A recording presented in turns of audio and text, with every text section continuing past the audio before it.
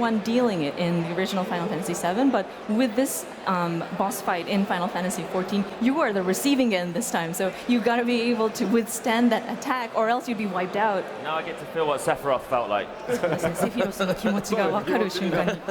いやしかもちゃんとその騎士たちがその空中をこう飛んで攻撃してくるじゃないですか、セブンのアルティメットのあの動きもちゃんと再現しつつクオリティ作ってあるんで。And if you remember, when you summon the Knights of the Round, they kind of fly around and then make their attack in that move. But we try to recreate it the best we can within Final Fantasy XIV, so you will see that kind of recreated in game as well. Awesome, absolutely awesome. 素晴らしい。I think you need to start leveling up your black mage. まあそしてさっきちらっとねもぐもぐって話も出ましたけど、本当にたくさんのそのいわゆる誰もが知ってるファイナルファンタジーの召喚獣たち、まあ14の場合万神という名前になってますけど、本当にたくさんのボスバトル、召喚獣とのボスバトル用意されてます。So you briefly mentioned about Good King Moggle, sorry. But yeah, those very familiar Final Fantasy summons, we actually call them primals in Final Fantasy XIV, but they will make an appearance as very strong boss fights. 何か思い出に残ってる召喚獣ってありますか？ Any particular summons that you remember of? Well, I remember all these guys. Yeah, so I've beaten all of these and on Extreme as well, and Titan Extreme, I was crying.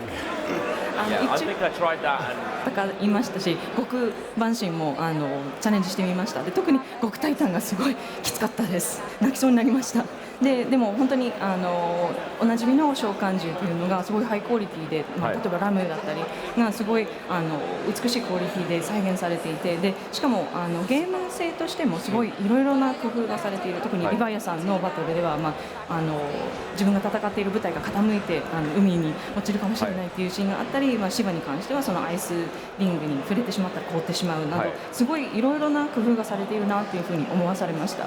そうですね、やっぱりただ巨大なボスと殴り合うだけじゃなくて、そのシチュエーションも含めてどうそのみんなにそのびっくりしてもらうか、サプライズしてもらうかだったり倒した時にどれだけこう盛り上がってもらえるか、だからやっぱ体験を僕らすごい大切にして作ってるので、一つ一つの番神にあんまりね使い回されてる要素っていうのはないので、どれと戦っても新鮮な気持ちでね遊んでもらえるんじゃないかなと思います。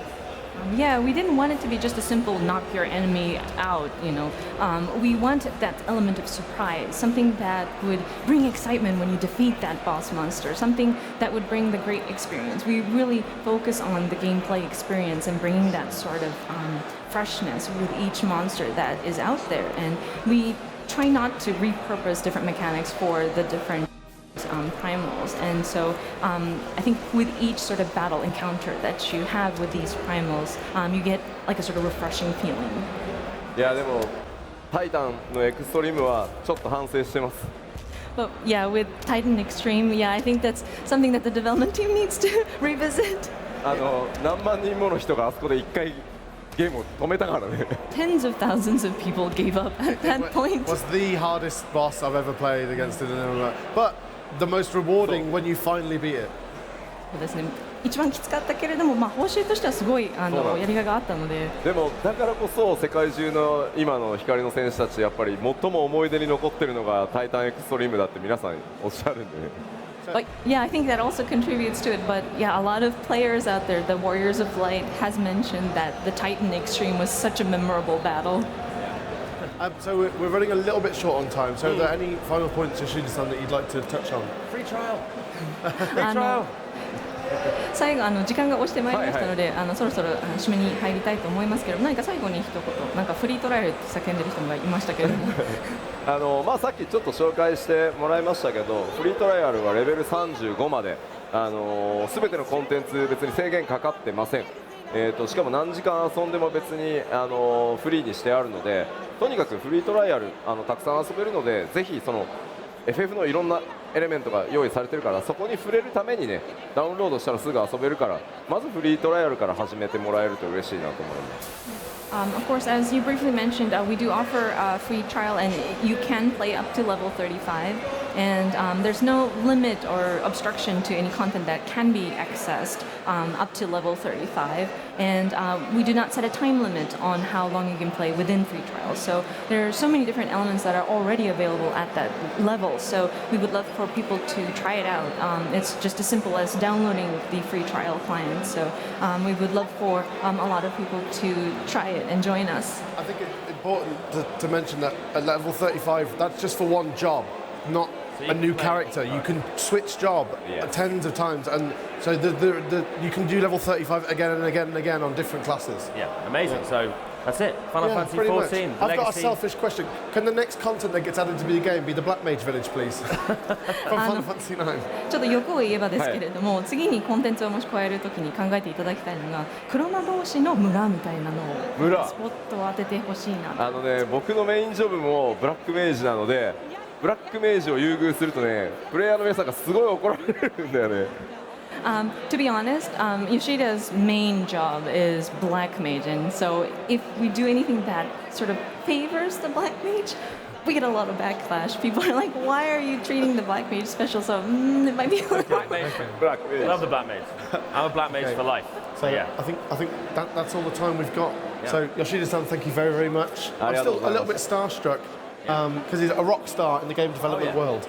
So thank you very, very much. Thank you. That's all from us on Final Fantasy. Remember, free trial up to level 35. Thanks, guys.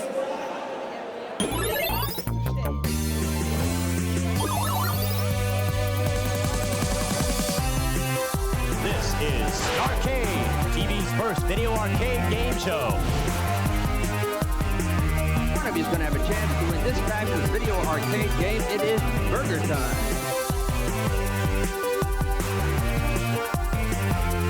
You got it! Let's play Starcade! Tune out a world of ordinary. Listen closely to what's left. The void. A place where sound is never just noise. It's a competitive edge. A weapon in your arsenal. It's something you can never touch, but you can always feel. And this isn't like anything you've ever felt before.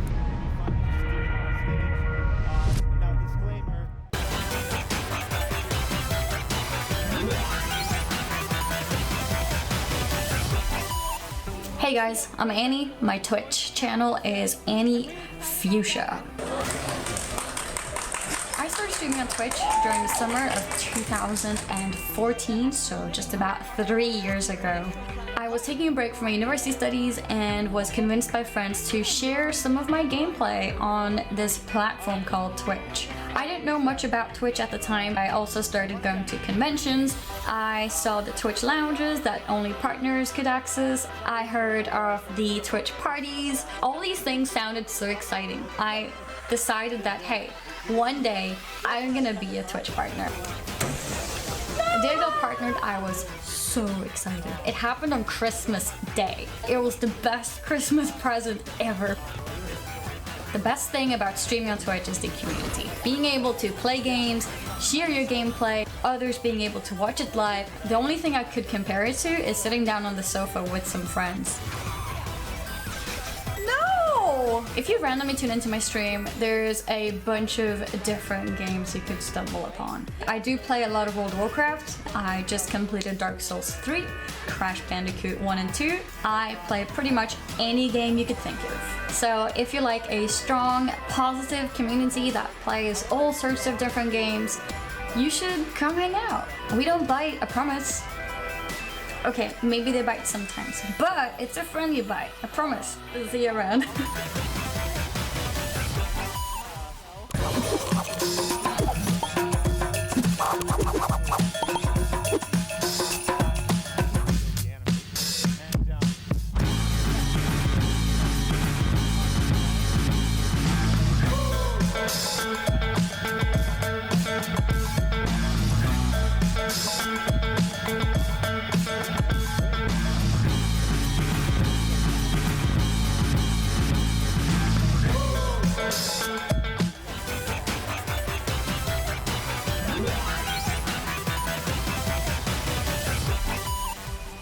guys, I'm Shanna and my Twitch channel is Shanna Nina. I started streaming on Twitch about 4 years ago. Back then I only streamed League of Legends, but it got me a little bit salty.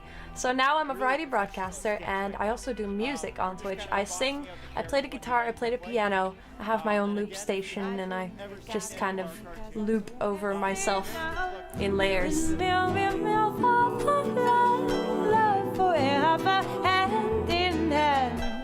The best thing about streaming on Twitch is definitely the community. I am so happy that I've gathered this group of people around my stream that is so interesting and so supportive of what I do, and they're all friends and it's just really nice. I think I gathered some lifelong friends through Twitch and I'm really grateful for that. I think what my channel is all about is sharing, whether that's sharing people's passion or sharing a bad day, like somebody coming in and venting about his day, or you know, hearing people's stories. I think that's really what it is about, connecting with other people, and I really enjoy that. The community around my stream is absolutely really normal. They're really normal people. I mean, you reap what you sow, right?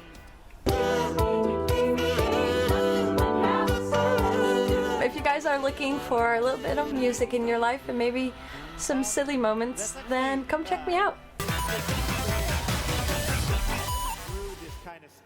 Peggy 18.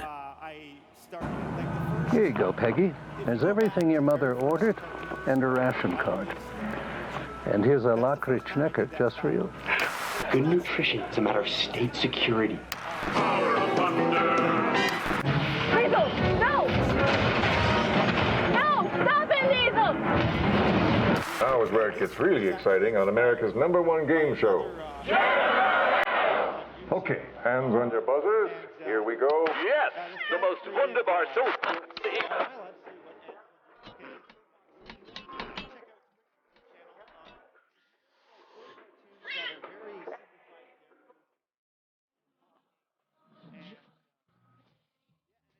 I thought it was really cool.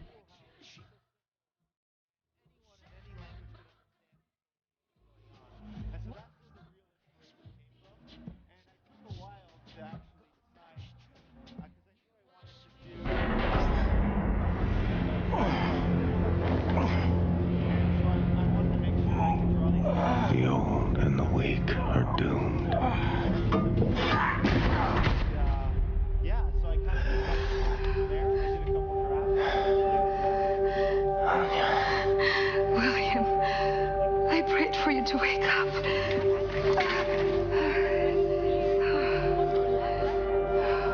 You've gotten so fat. It says we're having twins. Frau Engel, she's been hunting for you. She's been moving heaven and earth, and today she found you. You think you're a hero, William Joseph Gaskovich? Monsters did this. Not monsters. Men. We gotta put the fighting spirit back in the American people. Just who the fuck are you, white boy? We're organizing for a revolution in America. We? Now listen, Tara Billy, I respect your ambition, but there's nothing can be done no more. The world has sank into the crapper, and all we can do now is drink this whiskey and watch the vortex suck it all down. I got kids on the way, and I'll be damned if I'm gonna raise them in a world run by these Nazi assholes. You take freedom away from the American people, you're playing with fire. And I intend to pour some gasoline.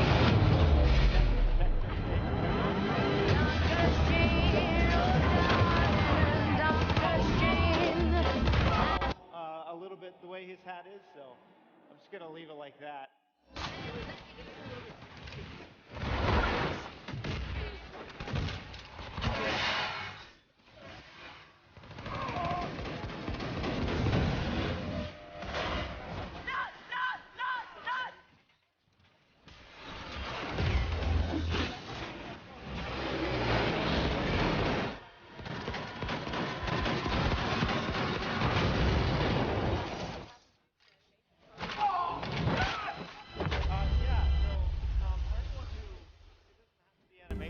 for anything, I didn't actually touch Flash or any other animation. What are you doing here? It's dangerous here. You have to be so quiet. We gotta go.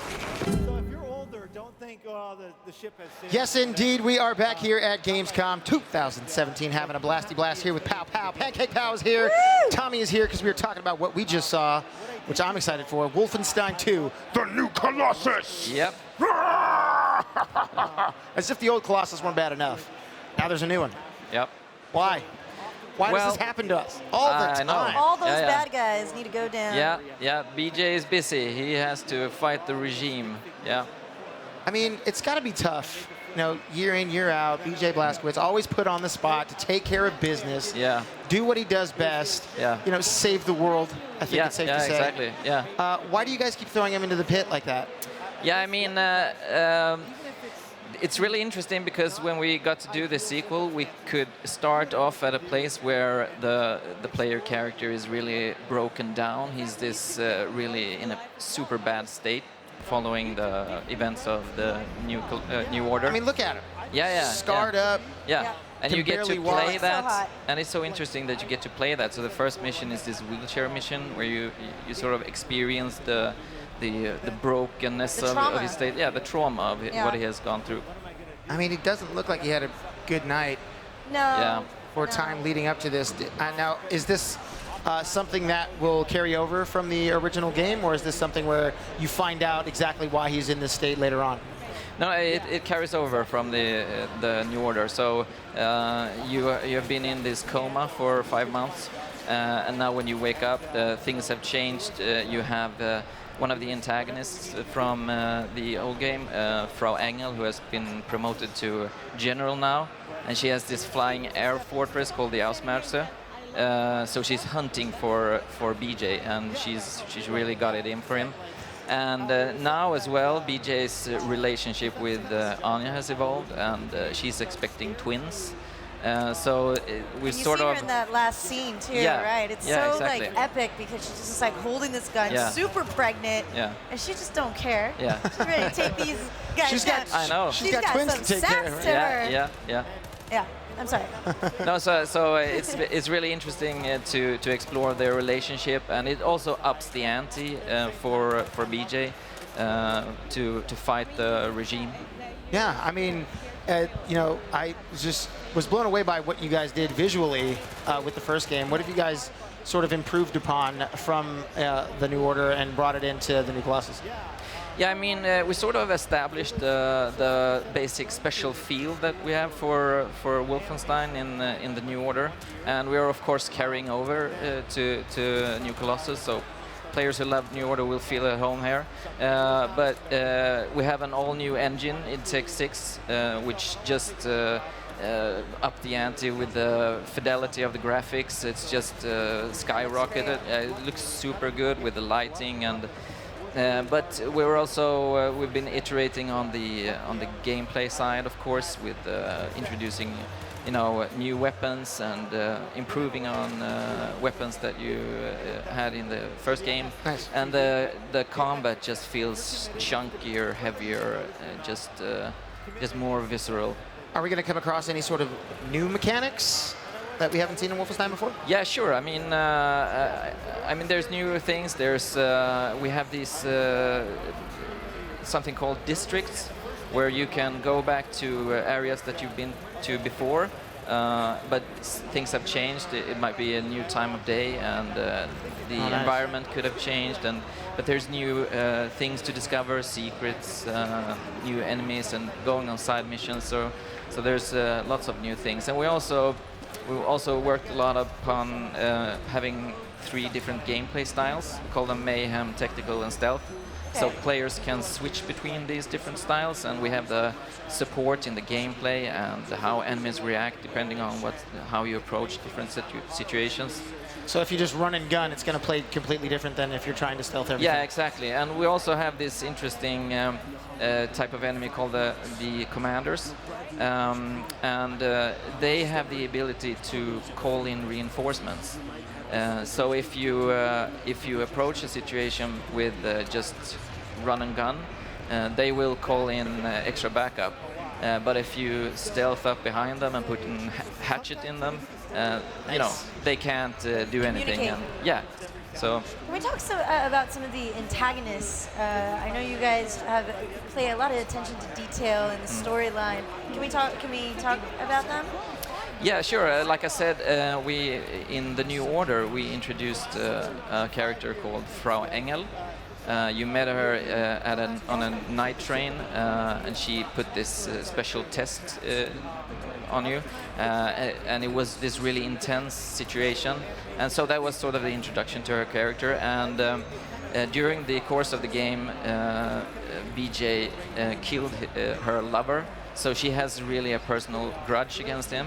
Oh. And so in this game, she's been promoted to general, and she's got this arsenal to, you know, on her side. She's ready to bring the thunder. Yeah, you have other people, though. And so that's about 1 minute to 2 minutes of animation. So you can imagine that are also antagonists. She's the main one, but there are other characters as well. But she's the main focus. Okay. I mean, there's like mechanical fire-breathing dogs that you have to worry about. Yeah, we have the Panzerhunden. Yes, yes, and you can ride him also. Yes. Yeah. Why wouldn't you want to ride that into battle every time? If I had the opportunity, that's what I would do. Yeah. To strike fear into all those who oppose. Exactly. It's just how I roll. What now weapons? You guys have been known to introduce some pretty far-fetched, crazy, spectacular weapons, alongside some pretty realistic-feeling weapons. But is there going to be anything new, anything old? Yeah, we have both. We have a mix of both old and new. We have, of course, the standard weapons. We have the shotguns, the assault rifles, and stuff like that. We're also carrying over the Laserkraftwerk, which was this laser gun that could just disintegrate enemies. But we're also introducing something called Dieselkraftwerk, which is can shoot sticky bombs that you can detonate from afar. So that's really fun to play with. A little extra added to your stealth mechanics if you're trying to kill enemies from afar. Yeah. I like that. I like that. Now, there was one gun I saw in the trailer where it looked like you were just disintegrating doors. Is that like a thing? That's a thing that happens all the time? Yeah, sure. With the Laserkraftwerk, you can disintegrate special type of materials. Screw locks, you know? Why bother locking your door? Yeah, exactly. So you can open up secret areas and stuff like that. And another one of the things I loved about even the original was I mentioned secret areas. Is there going to be tons of that? There's going to be secrets. Yeah, we got tons of collectibles, extras.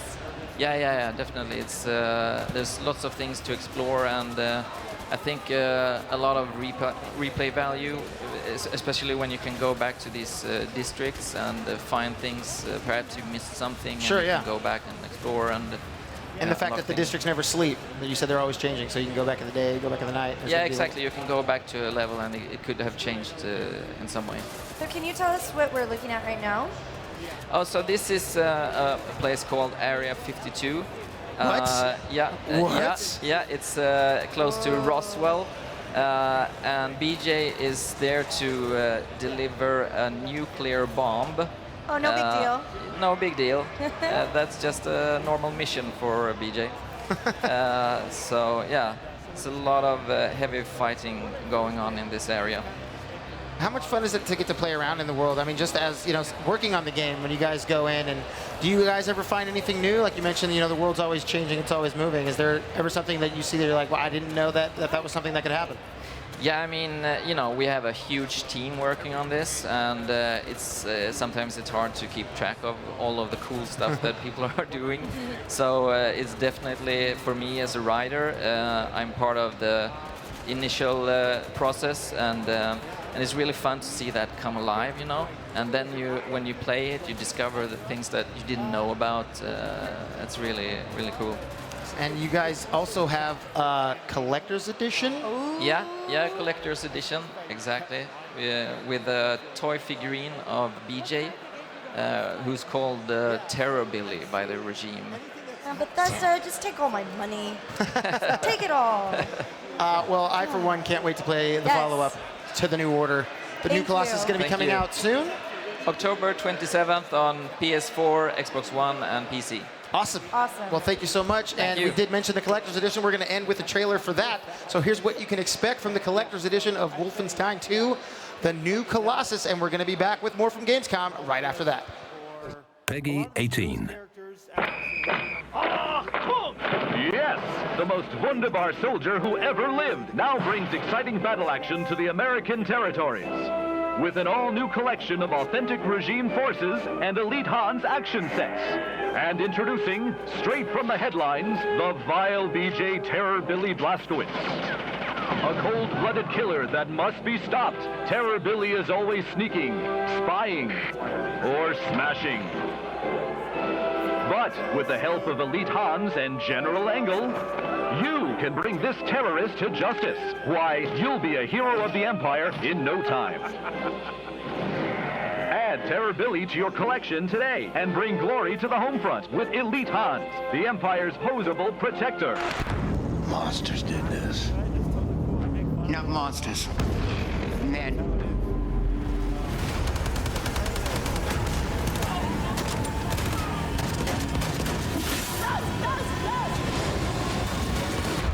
Kind of chunky.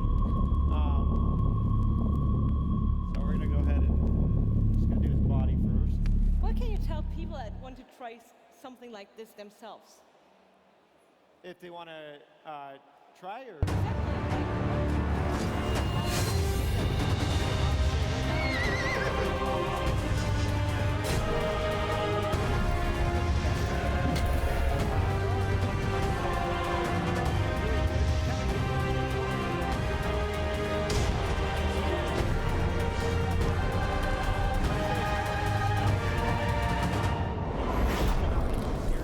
There's a lot of cheaper ones out there.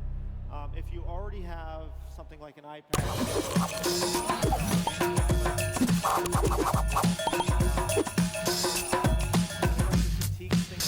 So this is actually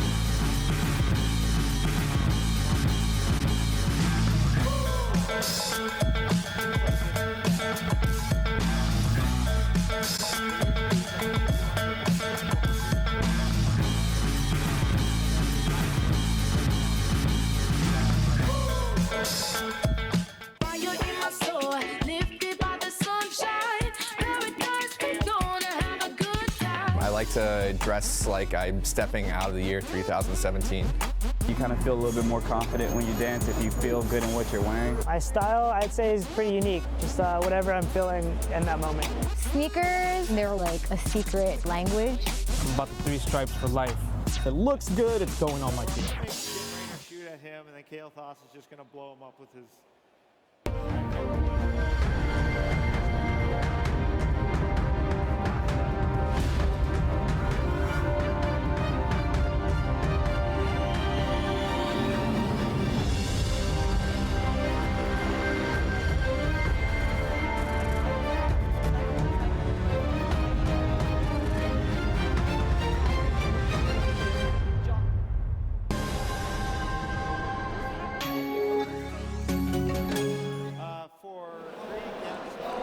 New game ahead of us, and with Paula, we'll be sneaking around this time. What? Yeah, the next game will be Dishonored, and we have 2 guests with us on the desk, Dinga and Christopher, and you guys are gonna talk about Dishonored, but what is the second part of the name of the game? Death of the Outsider. So what is it about? So it's about the quest of Billy Lurk, who is like a character that we've met in the DLCs for the first Dishonored, and we've seen her as with a different persona in Dishonored 2, and she's an assassin. She's a kill for hire in the world of Dishonored, and she has lost sight of her mentor, who's called Dowd, who's like a legendary supernatural assassin, and she's going to find him. And the thing is that this guy is in a crazy quest for personal reasons. The outsider must die. They are going to kill a god. Yeah, so basically, this is the third Dishonored, but at the same time, you can think about it as like an expansion for the second one. Is that correct? Yeah, I think it's both. I mean, it depends. If you focus on Billy and the gameplay mechanics you were exploring this time, it's its own thing. And I think it's really interesting to be using this format. But if you take the broader scope of things, yes, it's both an expansion to Dishonored 2, but also to the Dowd DLCs from Dishonored 1. So we like to have like this kind of echo, you know, like the main game Dishonored 1 ship, and then there was this echo with the story of Daud, the killer of the Empress, and his redemption story, and then we go back to the main thread with Corvo and Emily in Dishonored 2, and now we are going to go back to the thread of the underworld of Karnaka in this case, and it was done well the first time. All right, awesome to hear. Christoph is the designer of the levels, right? Yeah, I'm a lead level design director. So Beautiful, by the way. Great work. It's very nice. the previous parts were amazing as well. What can we expect from the new one when it comes to the levels, the intricacy of the levels that we can Well, witness? you will still be able to go through, multiple paths, of course, because that's kind of the identity of our game, like being able to reach any place in the level from anywhere. Yeah, that's an actually amazing thing for Dishonored, that you can either sneak, you can be brutal and just kill people, right? And this is something that you still have in the new one, right? Of course, yeah. The difference in this new game is that we get the power from the beginning, every power from the beginning. Oh, so fully kitted out. Yeah, and as level designers, it was really liberating for us, because in the first one, every meeting we had on the brainstorms were like, what if the player has this power? What if the player doesn't have this power? So you had to adjust the levels. So we had to think of every possibilities, and it was more difficult to make the levels in this way. In Death of the Outsider now, we know that the player will have every power from the beginning, so we crafted some areas where as we know which power the player will have, then we can, do little situations where they have to use the powers. So, and I think it makes the level a little bit more specifics in some areas. Okay.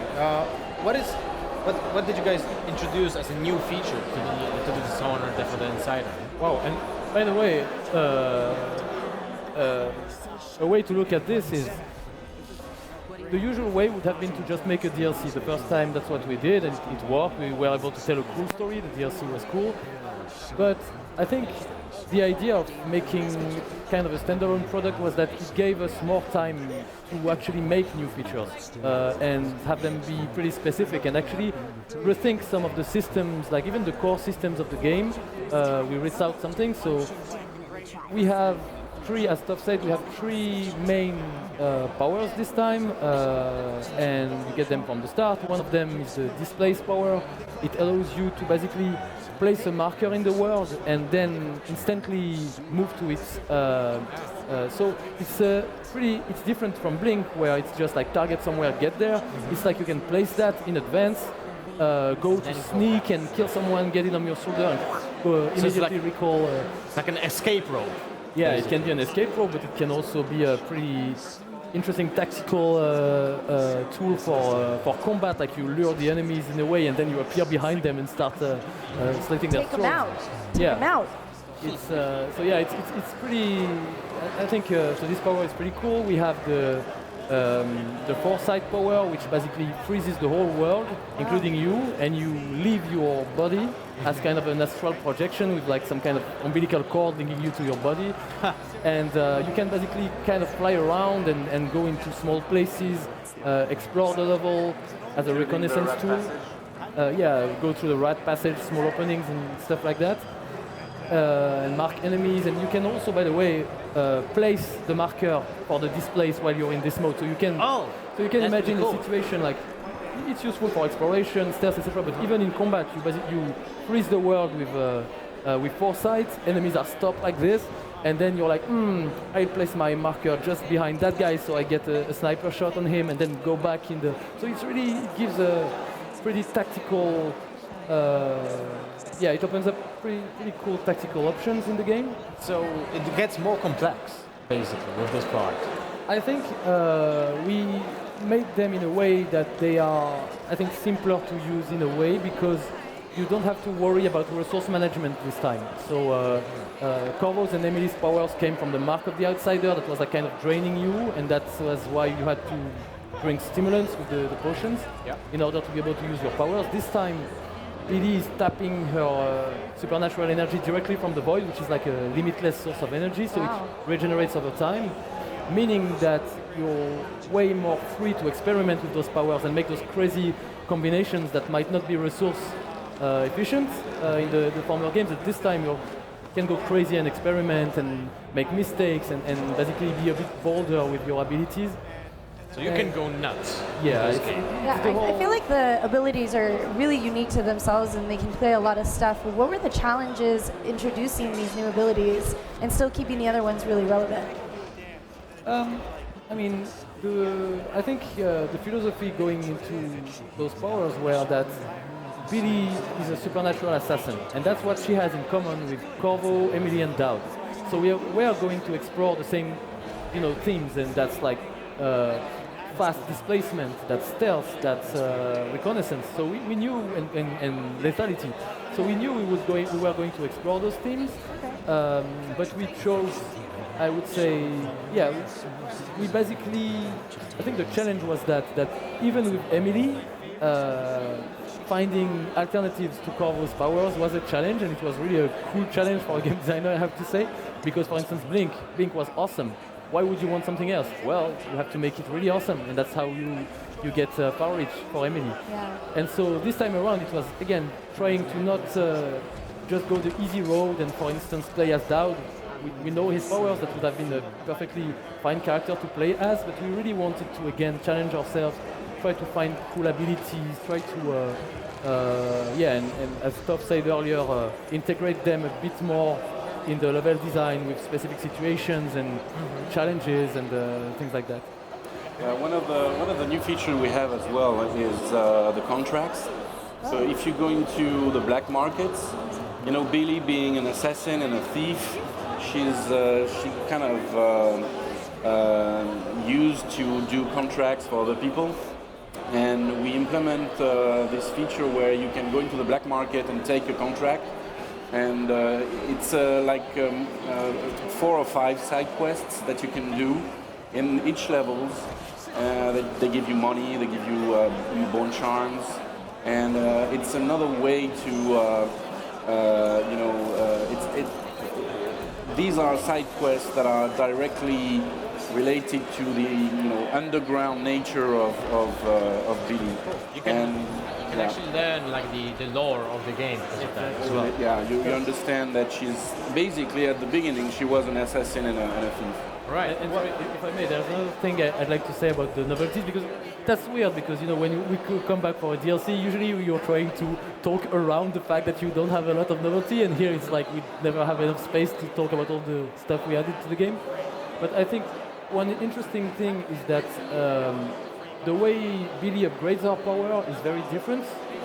So it's not about like finding runes that is in effect a new currency to buy upgrades, and then you stack all those upgrades one on top of each other and you get like more and more and more powerful. This time it's about like finding black bone charms, so we went deep into the bone charm systems. Yep. And you find those bone charms that improve your powers, and some of them have a trade-off, so they allow you, for instance, to stay invisible for 3 seconds after you're displaced, but in exchange you can, it's shorter.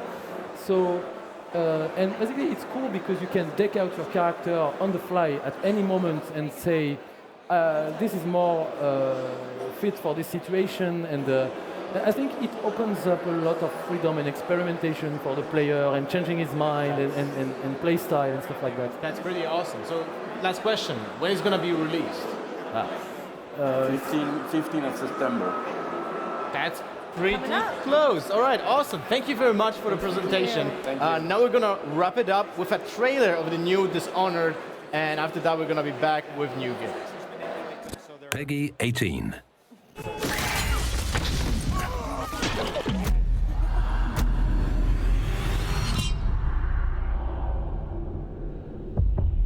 I knew you'd seek me out one day. I didn't think it would be like this. Dowd, the knife of Dunwall. I could never forget the men who pulled me up from nothing. Dowd taught me more than just killing. You've always been good at uncovering secrets. I need your help. One last job. Who's the mark? The one responsible for it all. The cults. The black magic. We're gonna kill the outsider.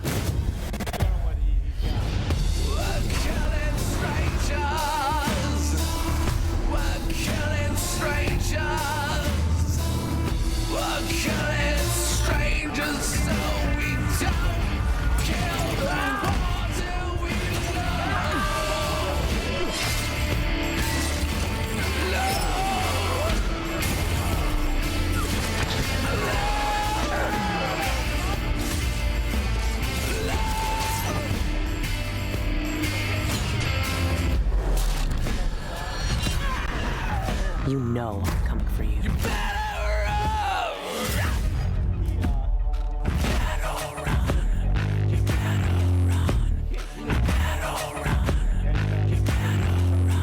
It becomes very difficult.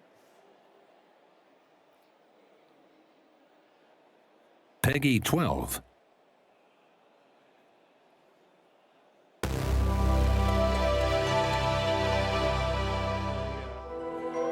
Do you know the name Adol Kristen?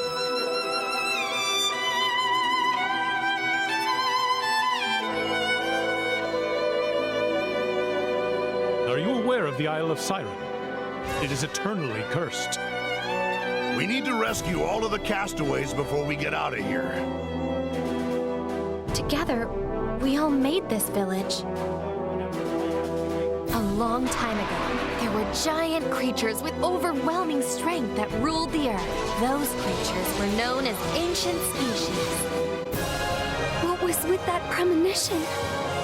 Or was it just a dream? Bright red hair like a flame. I was granted the destiny of offering myself as the maiden of the great tree of beginnings. Adol Kristen, are you going to look for her? For Donna? Let's press on! Without any fear!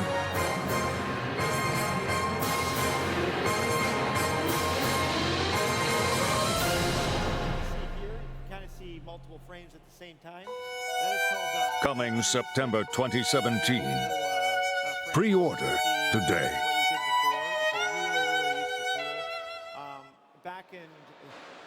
Welcome back to the Comfy Couch here at TwitchCon 2017 in Cologne, Germany. I am joined by Shananana, and we are talking about Ys Ocho, the 8. That's Ys, right. you were telling me that the first Ys came out 30 years ago? It did indeed, 30 years ago. And now we are at the Lacrimosa of Donna. That's right. Nailed it. First try. That's how it's done. We did it live. So tell me about Ys 8, because I think the first Ys that I remember is we were talking about Ark of Napishtim. Right. Boom. Nailed that one too. I get these names right. I see them. Sometimes I read them wrong, but luckily today I did not. And now we are already in the game. Yeah. Let me walk over the story a little Sure. bit first for you. Since you played Ark of Napishtim, you probably know the basic drill. All of the Ys games purport to tell the story of Adol Kristen, the guy with the red hair running right there. Yeah. According to the legend, Adol, every time he did an adventure, he wrote like a journal about it. And so we, as the players, we pick up the journal and we're reading it, and we're reading about what happened in his adventure. So supposedly he wrote like over 100 of these, and this is the 8th one that they found. Okay. And so it took 30 years to get to 8. Exactly. Ys 96 is going to be fantastic in 3074. But 7 was 8 years ago as well. Yes. So people have waited long enough for this. However, there was one in between called Memories of Salsetta, which was for PS Vita, but that was a remake of an earlier game. So. Okay. Satisfying the Ys need. Yeah. Anticipated game. What's really cool about this one, though, is that generally Adol is... so the whole East world is loosely based on our world, like especially Mediterranean and Europe. This time he was near where would be, I guess you'd say, Greece.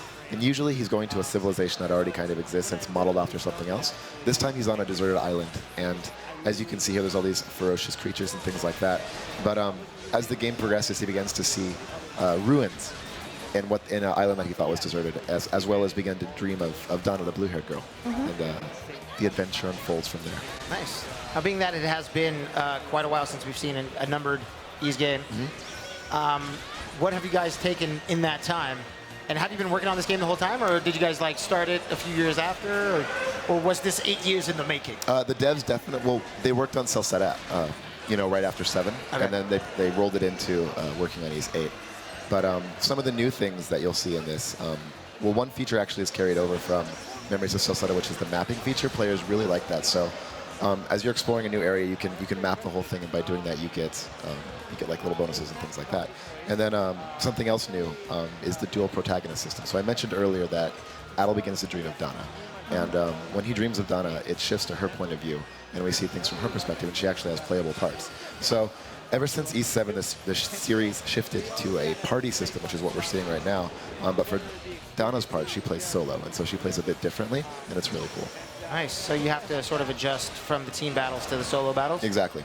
And do you branch off sort of anytime you want, or is that something that just happens? It happens along with the narrative. Okay, cool. What are we looking at now? What are those enemies?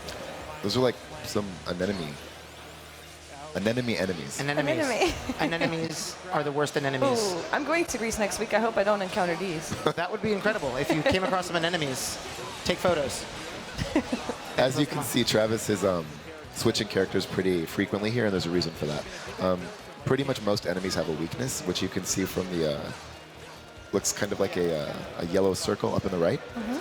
All 3 of the characters have affinities, and those affinities match to the enemy's weaknesses. So you're going to want to constantly be switching to take advantage of their weaknesses so you can do max damage.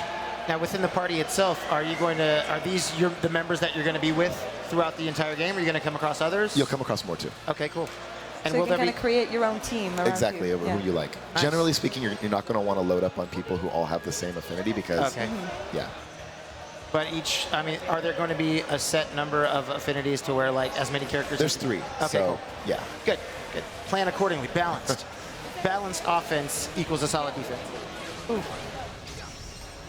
Grab people. Grab people. Very crappy fight. I mean, in taking so much, it's quite a long time to wait if you're an Ys fan and you started 30 years ago. You're like, when's 8 coming? You're like, oh, it's going to come eventually, but now we're finally going to get our hands on it. In taking so much time, why the decision to go that route instead of just, pumping out Ys game? If there's 100+ stories in the Ys world, why not one every year or something like that? No, it's a little impossible. But speaking to the developer, actually, we had several interviews with him, and what he said is that Falcom, that's the company who made the game, refuses to release a game they don't believe in 100%. So internally, when they develop games, they might go through many iterations, they might reach pretty far stages in planning, but even if they're getting really far along and getting close to being done, if they feel like they've reached a point and everyone's playing and they're like, this doesn't really sit right, then they'll just stop and maybe go back to the drawing board and tweak and do things like that. So it's dedication to the craft. Perfectionists. Yeah. Indeed. I mean, it makes it, with something that has been around for 30 years, obviously you want to get it right. And you don't want to piss anyone off who is a fan or if they're new coming to the franchise. I'm new coming to this. It looks interesting. And that's okay, because even though it's the 8th one plus a bunch of remakes and things like that, every one of Adol's adventures are self-contained.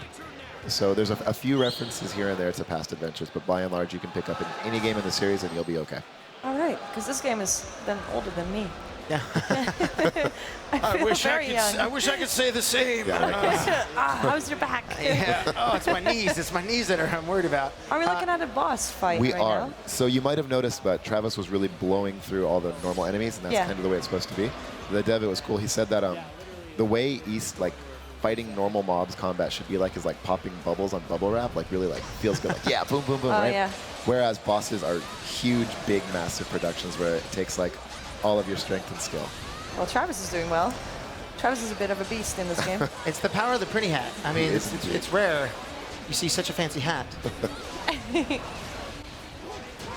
You'll probably notice a couple times he's done a flash move and flash guard. And what that is that if you dodge like that, like you just saw, at exactly the right time, the enemy slows down. And then if you guard at the right time, right when they hit you, the enemy, you actually take no damage from the enemy, and you do more damage to the enemy. Ooh, so there is a finesse to the combat besides learning all the affinities. Exactly, exactly. This looks like so much fun to play. It's a blast. Well, you can have to say. I don't. Now, within the boss fights itself, is it going to be like multiple stage boss fights where sometimes like, oh, this affinity will work best, and then you really don't have to worry about affinities too much for the boss fights, but yeah, the bosses sometimes they'll go through changes. What happens very often is that you'll fight one part of the boss, and the boss might move or open up a new set of attacks on you, and the environment might change a bit. So yeah, boss battles are very varied and fun. I noticed you get a slew of items that you could sort of toy around with and play with. Right. Is there going to be some sort of like crafting element? Exactly. So for this game, as I mentioned earlier, this is a deserted island. So rather than being able to go to the shop, Adol actually has to. So he was on a ship at the beginning of the game. The ship sinks. He's looking for all of his passengers. And so some of those passengers, for example, have skill in blacksmithing or tailoring and things like that. So you can take the items that you find that enemies drop to these people, and they can like buff up your weapons or make cool stuff for you. So.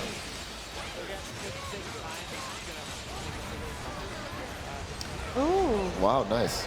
Just like that. It's like he's hearing voices in his head. He's like, what?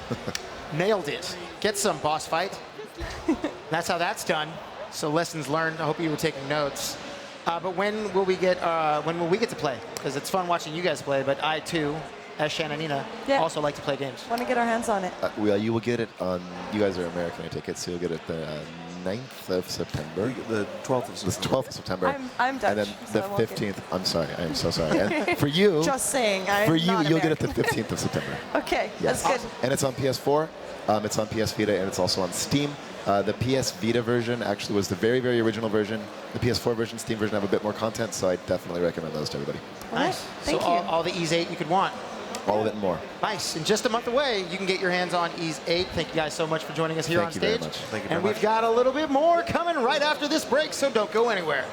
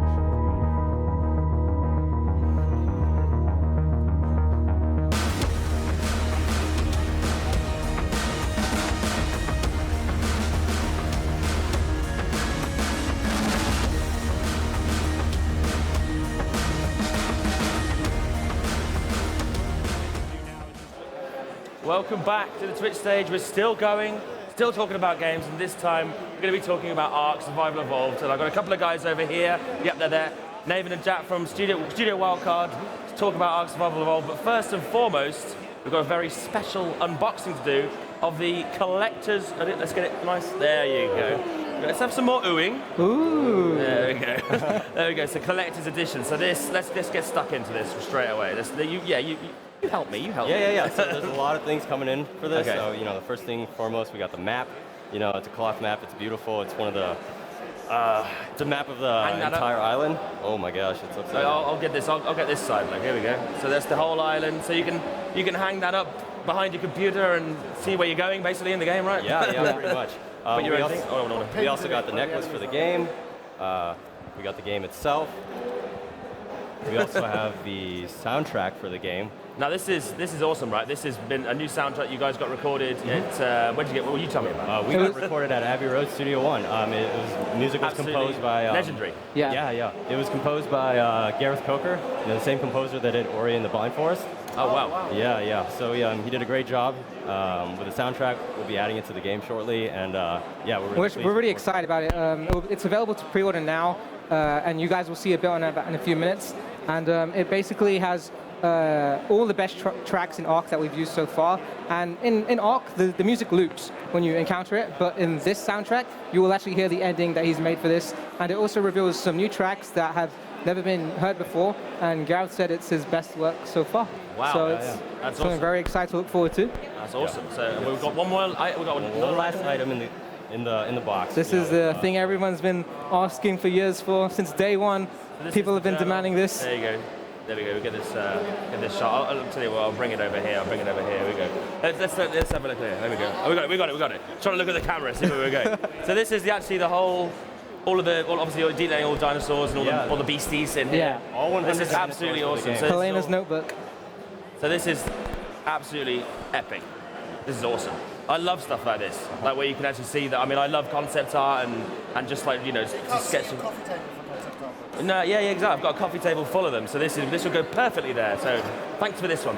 This is the best one. This is the best one. Yeah. Oh, the dodo. Yeah, of course. But also we have a little video of you guys talking about the soundtrack. We've got a video of how it was recorded and that kind of process. So just have a look at that.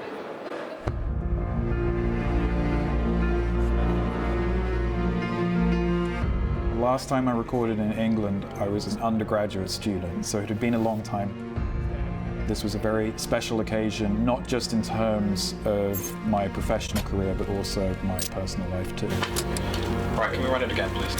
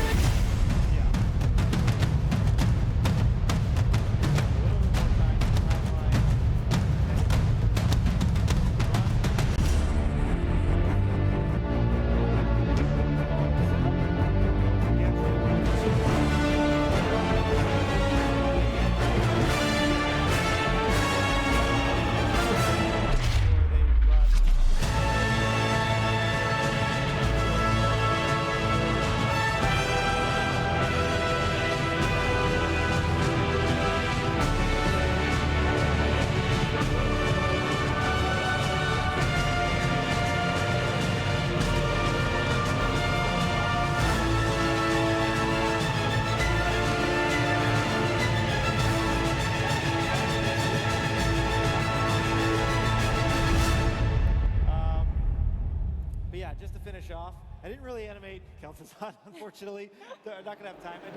That was absolutely phenomenal. Yeah. Goosebumps from watching that stuff. We're really excited to get in the game. It's something like Ark, the music is very important to Ark, and now like having it been made at that studio with that Philharmonic Orchestra was magnificent, and we can't wait to get out there. So it'll be available to pre-order now, and you guys will get it on release with quite a lot of music. Yeah, quite a lot of music, yeah. I mean, it's absolutely awesome. So yeah, we're talking about you guys are coming out of early access, right? And you've got some new features to talk about? Yeah, we've been in early access for about 2 years now. It's a very long time. We've iterated on the game. We've released content every month. Every content update has creatures, items. So it's so much content. Yeah. Constant patching. Even today, we're still patching today. Let's load up Ark. Oh, it's another 2 gigabyte patch. Okay. Never mind. That's good though, right? It's just like constant sort of iterations and adding that content is something that you guys have always been really, really good at, I think. The launch is pretty special for us because we're going to finally be revealing the end game content. So we've had it ready for a while, but it's been held back from players. And then on the 29th of August, you'll get to experience it and see what it's all about. So there's like story development. You'll get to know like where you are. It's kind of like setting you up for the future expansions. You learn more about like the end boss as well. We won't reveal too much. Oh, yeah, you don't want to go too much. So this is it. You're going to finally you're going to be told why you're there. Why is this happening? Why am I on this island with dinosaurs and a diamond in my hand? And this is something that obviously the community is, from day one has been like, okay, so what's this all about? What's this melting in the sky and all this stuff like that? Exactly. So it's all the answers are coming together, and the fight itself is very. We spent a lot of time in the fight. It's very different to our current boss fights. So there's a lot of.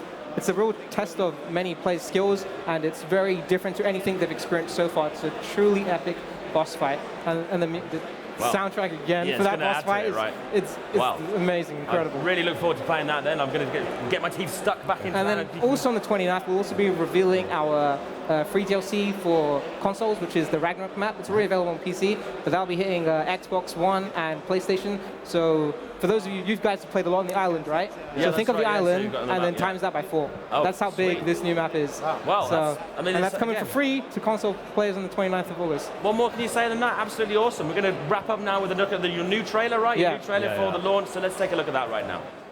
Definitely get to know the program you're using. Look up tutorials on YouTube, whatever it might be.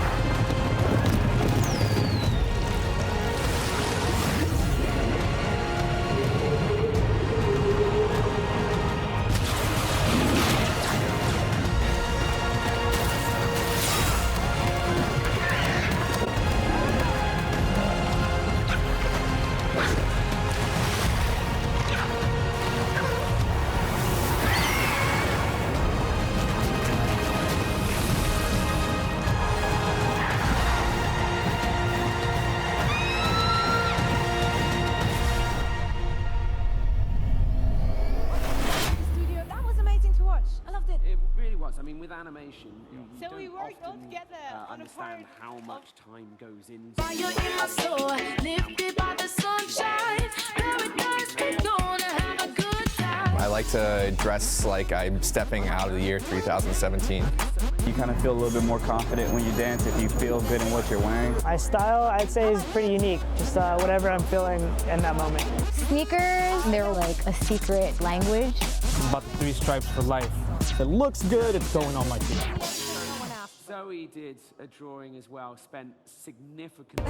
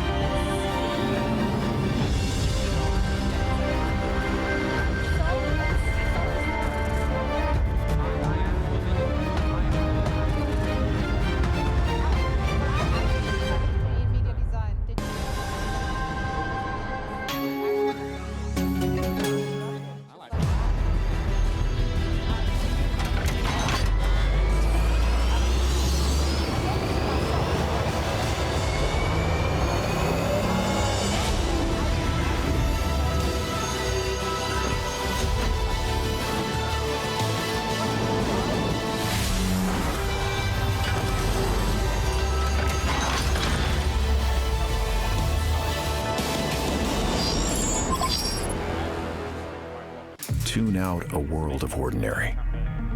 Listen closely to what's left. The void. A place where sound is never just noise. It's a competitive edge. A weapon in your arsenal. It's something you can never touch, but you can always feel. And this isn't like anything you've ever felt before. You look very handsome. I'm like, oh, she's coming on strong.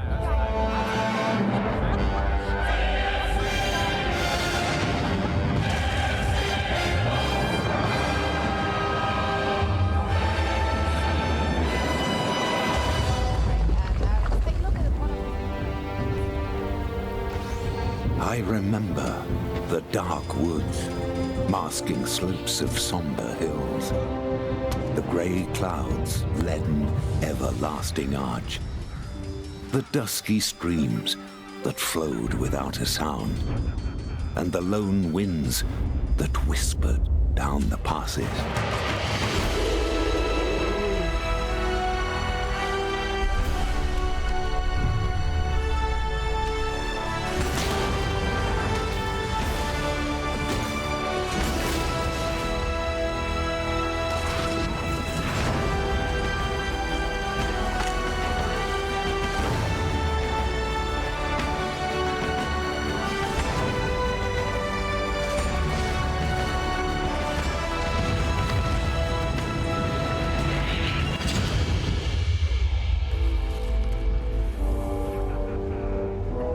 O soul of mine, how many deaths shall serve to break at last this heritage which wraps me in the grey apparel of ghosts?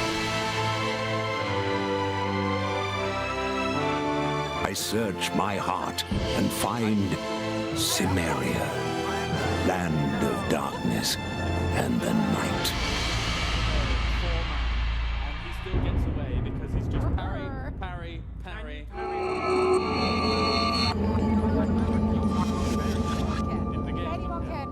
It's bigger, it's better than ever. It's back on the Twitch stage here at Gamescom. It's Conan Exile. The Frozen North. Oh man, talk about expanding your game. You guys, the Frozen North makes the game, somebody told me, 70% bigger. 70% bigger. The landmass is 70% bigger. Wow. And then there's all the additional items, there's new crafting materials, there's just a bunch of extra stuff that we've added to the game. I mean, I love it. I love it. Yeah, it's like we do too. It's like doubling up on your game. You're like, here you go. You like the game?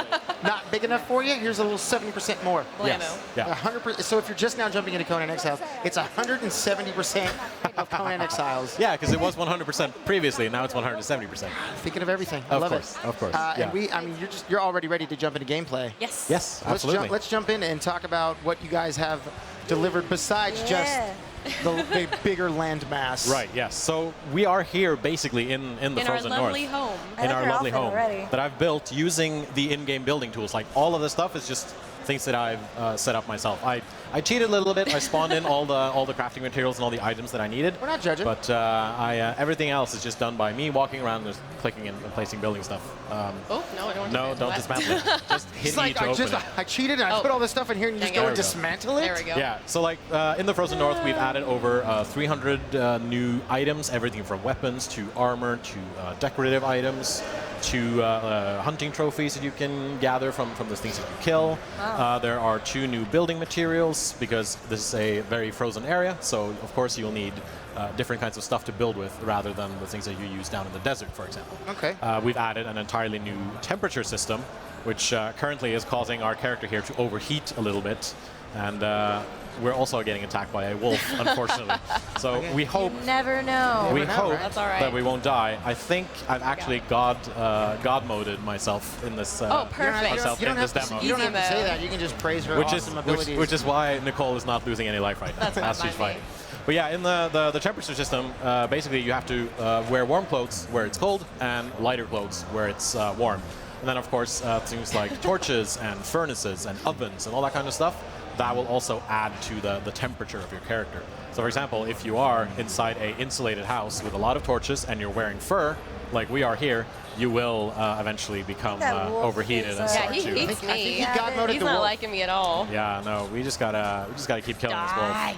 So the Frozen North area is considered to be more of a high-level area than the desert where you spawn in. So we generally recommend players are about level 30-ish. Like they need to have uncovered medium armor, and in order to like really venture into the Frozen North, because there are some really tough enemies out there, like the wolf that we just saw. Yeah.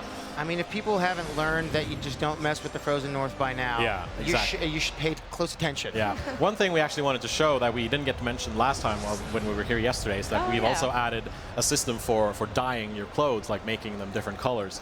And so, of course, we wanted I thought you meant dyeing. Like, we've also added a system for dyeing. Yeah, so what we can wanted dye to in do the game. was, as we're here on the Twitch stage, you know, purple is the color of Twitch. Yes. So, of course, we need to make some purple clothing. So basically, we just go into this system here, and we just select the dyes that we want for the different color channels. And then it's all nice and purple and a little bit blue. So we figured, hey, why not do that for the Twitch stage as well? You know, I know a lot of people out there love their customization. Yeah, exactly. And that's a very important thing for role players, for example, and for clan members who want to distinguish themselves from other clans, because that was one of the feedback we got from players. That, hey, I don't really know who my clan members are. Like, how can I distinguish them? Sure. So, well, here's a system for dyeing. Is that something you can share with your clan members? Like, if you design something specifically, or is that you just have to tell them, like, this is what I did?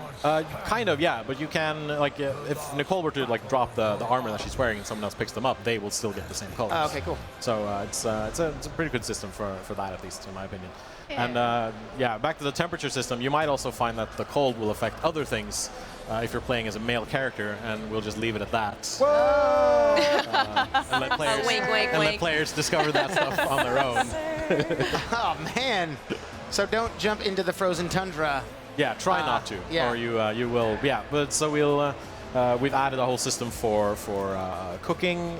Before you killed something, you got the meat, you stuck it in a campfire, and then you got some steak back. But now there's a whole system for making like individual meals. You can brew. Yeah, you can get What are the honey meals? from. What kind of meals you get? Mostly just like meat stuff, but also some like minor like fruit and like salad stuff. Yeah, you can also make gruel, use that to eat, but I wouldn't because it's not very nutritious, unfortunately. I would like a 6-ounce filet mignon. You can actually make some kind of like luxury steak item in the game if your cooking level is high enough. I mean, I was just messing around, but sure enough, taken care of. We've also added a system for like pressing oil from fish. You can catch fish in rivers now. There's a system for making beer and mead from honey and like resin and all that kind of stuff. Because if you're venturing into the colder areas, you might need a little bit of inside warmth. Yeah, exactly, inside warmth to warm yourself up. I think I've got your fish traps over here. Yes. Swim into them. Scare all the fishes away. You have the fish traps. Can you do like fishing? Can you like fishing pole fish, or is it just like no? Fish It's traps so far, but we've sort of discussed internally like maybe we should do some kind of fishing poles later. So so who knows? And basically you just place them in the river, and then the fish will come. And it's like Deadliest Catch edition, yes, like exactly. DLC coming down. Like What kind of giant sea creatures can we find? Deadliest catch, Conan Exile. Who knows? There you go. Maybe we'll add some more giant like swimming creatures down the line. I mean, you think like when I think Conan, I think he's always fighting like giant enemies, giant bosses. Oh yeah. And there are some really like big giant stuff in this game. There's like there's a giant hairy spider in one of the spider caves. Of course. For example, there's a giant bone dragon that you can summon in like this gladiatorial arena pit. Yes. And, that thing will mess you up if you pick a fight with it. Absolutely. Now, is that stuff that was already in the Conan Exiles game? Yes. Okay. Now, what have you guys added in the realm of the Frozen North? Well, we've added a certain type of enemy called frost giants, and they basically look like gigantic blue Vikings. Was that the thing that we saw in the trailer? The thing we saw in the trailer with the giant axe, that was Ymir. That was basically their god. Oh, okay. I was going to say, because he is the Frost Father. Okay. But, do you want to explain this? Yeah, and also throughout the Exile Lands, you can also find ghosts from the people who lived there, like of the people who lived there previously. And so at this point, I'm sure the person with the crossbow here is hunting the person swimming through the river and eventually manages to kill them. And this will make it daytime. Yeah, and in a lot of cases, this will lead you to other events and other things that are of interest in the play field and in the player. So it's a really cool way to like push players to discover new things and like look around and like try to really examine their surroundings. So in the instance of that person hunting down the other person, could you have gone to where that ghost went and sort of search around? Maybe. For example. Okay, I was just saying. For example. That's what I would do. And like maybe if you for example, there's a giant circle of like stone swords, which I think should be just like up to the left where Nicole is walking. My bad. Yeah, you see it just like up there to the north there. And if you go there, there's like a whole scene that plays out from the past of the Exile Lands. So it's our way of like incorporating more story and more lore into the game area itself, so people can discover that stuff and learn it. Because this being the Conan universe, there's a lot of stuff that we can pull from the stories and all that kind of stuff. And our creative director, who's like the mind behind all this stuff, he's a huge Conan fan. Like he can quote almost any Conan story. He can sing the theme song from the old like Conan animated series, which he grew up on. Yeah, he loves that stuff, and he will like if you ask him, he will just quote you. He's a death. Bronan. Yeah, he is a Bronan. Absolutely. He is a Bronan. I think you mentioned briefly about the sort of working on the mount system yesterday. Yes. Yeah. Is that something that's obviously going to carry over into some of the creatures we might find in the Frozen North? For example, yes. We initially wanted to push mounts out the door with the Frozen North update, but eventually, like, as we were testing it out and as we were trying to figure stuff out, we realized that this isn't really working the way we want it to. Okay. It isn't really. It's not fun. It's not nice. It's not.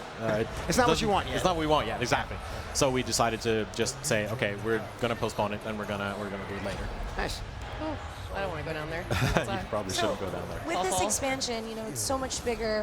What do the fans that are already playing? What are they going to expect? What are they looking forward to? Or what are you looking forward to? Well, it's out now already, and I think most people were looking forward to just like seeing more of it. Basically, like we heard from a lot of players saying that they felt a little bit bored with the desert area, and even though like we tried to make a lot of variety in the desert. But like sand is sand. Sand is the same color all the time. Like you can make a savanna, but it's just a small part of like the giant desert area. You can make like a more of Fear. a. Did you hear that? Yeah, you can make like riverlands and all that kind of stuff. But with this new area, we have like this more of a highlands, grassy area. We have a very there's more of a mountainous, like very snow-covered region to the north. There's a very foggy, like almost mysterious forest type of thing to the west, and so we can add more variety basically. And then also it adds more variety with the monsters. It adds more variety with weapons and tools and armors and all that kind of stuff. And with the Frost God that showed up in the trailer, is that something that you can not have be against you? Because it looked like he was destroying some pretty high-tier, like created castle areas. Destroy like everything. Yes. Yeah. Which I'd be so sad if I spent so much time building like this is gonna be my fine palace, and this guy comes down, he's like, for sure, not anymore. For sure, yeah. Yeah. So we have a whole system for religion and religious worship. So when you're creating your character, you get to choose your god. You get to choose between 5 different gods. There's Crom, Set, yeah, exactly. Crom, Set, Mitra, Yogg, now Ymir. Crom does nothing, unfortunately, because Crom requires no prayer, much like in the stories. Yeah. But the other gods, eventually, once you reach like the highest tier of their religion, you can create a token that will let you summon their avatar. But if you're afraid of an avatar coming towards you and like attacking your stuff, you can also create with your god altar. You can create like a dome shield that will protect your stuff. So there are two barriers. There the outer barrier. Once the god like enters this area, it will start taking damage, and the summoning time will start to tick down. Okay. And then when it touches the inside, the inner bubble, it'll just vanish completely. And that is one of the things that we added because we knew that players were struggling with continuously being avatared, so to speak. So we did a nerf on the avatar, so they do less damage now, and then also players themselves can damage the avatar. So if you have a trebuchet, for example, and you see the giant Ymir coming towards you, you can start firing upon him, and that will also tick down the summoning time and eventually like despawn him from the map. Is that something you want to push forward to? Like, should I attack this guy? Like, if I see him in a distance and I start firing at him, is that going to be something that enrages him? Because what if he's like not quite coming after me? He's just out for a stroll. I mean, now I've pissed off this guy. It depends on the person summoning them. For example, like so if I were to summon one of the avatars, I control him directly. But we want them to be sort of like a weapon of mass destruction, basically. It's something that does a lot of damage, but it doesn't last for very long. So the standard like summoning time for God Avatar is 1 minute. So once the thing is summoned, you have 1 minute to do as much damage as possible. And of course, if you go up against a clan who are very well organized and know how to counter you, like you might not do any damage at all, for example. So we wanted to make a very like balanced thing with the God Avatars, just try to make them. Man, the wolves are. Yeah, dude, they hate me. Man. Oh yeah. They're like, get out of here. You mentioned the God mode. That's why they're like, nah, we're gonna see how well this works. Yeah, well, we've done a lot of changes too. One of the feedbacks we got from players was that the AI just wasn't working out, and we definitely agreed with that. We eventually partnered with an external company that would help us like make the AI as good as it possibly could get. So with the Frozen North expansion, we also rolled out an updated humanoid AI. And we've also done some like tweaks to the animal AI, and we're going to continue tweaking that as we move forward. So the animals, for example, the beasts are much more ferocious now than they used to be. Like boars and stuff and rhinos, they will like charge you when they find you, and they will not let go of you. Like once they have their sights, like you have to basically run. You have to run for a while before they catch up and before they kill you. I like it. Yeah. We've also, like I mentioned previously, we've also done changes to the combat system and how that works, and so we tried to make it more like free-flowing. We're going to be adding like combos and all that kind of stuff later on. So it's all stamina management as you're fighting, and we have to make sure to. Like you were saying yesterday, like you've changed the step and roll to just like a roll evade. For example, yeah. So wearing this armor, it's still a roll. If you were to wear heavier armor, it's a slight jump, for example. So depending on what kind of player you are, you can sort of change stuff to your playstyle. What do you think might be some of the more hidden nuances of the Frozen North that people might not see at first? But then if they do a little exploring, they might see, it doesn't have to be anything big, but if it is, you can tell us too. Yeah, so like what we meant, like we mentioned in one of our videos that we have added whole new dungeons to the game. But there are also areas where that we haven't told anyone about, that we just hope that players will discover. Nice. For example, there might be a cave system along like a mountain ridge to the east there, for example. Up in here, yeah. Maybe right here. So I mean, if you're paying attention to this video, you're gonna be like, oh yeah, I'm going right there. And like the giant crater up north, maybe that will become something at some point in the future. Who knows? And there are like we have these lore stones, which are like lore basically that you can find. They're hidden all over the place. Some of them contain background information. Some of them contain recipes for stuff that you can make. So there's still a lot of stuff to discover. We've basically just told players that, hey, there's a bunch of new stuff. Just go and discover it. Like maybe you'll see a meteor fall from the sky. Maybe you should go to that meteor and try to mine what's inside it, because maybe you'll make some cool new stuff from it. Interesting. Yes. Good. That's why you pay attention. Yes. When you guys come on stage, you guys are talking about the game. I'm trying to find out the secrets for everybody out there who's playing in the Frozen North. You're welcome. Thank you for staying alive. But you mentioned new dungeons. Yeah. Everybody loves new dungeons. Yes, absolutely. What can we expect in said new dungeons? Well, I'm a bad community manager right now because I'm kind of blanking on what the names are. But there is one located in the coldest area of the map, and it's basically like a huge frost temple It is actually called the Temple of Frost. Now that I think about it. See, it'll which come is to you. which is dedicated to Ymir, and it's basically the home of all the frost giants.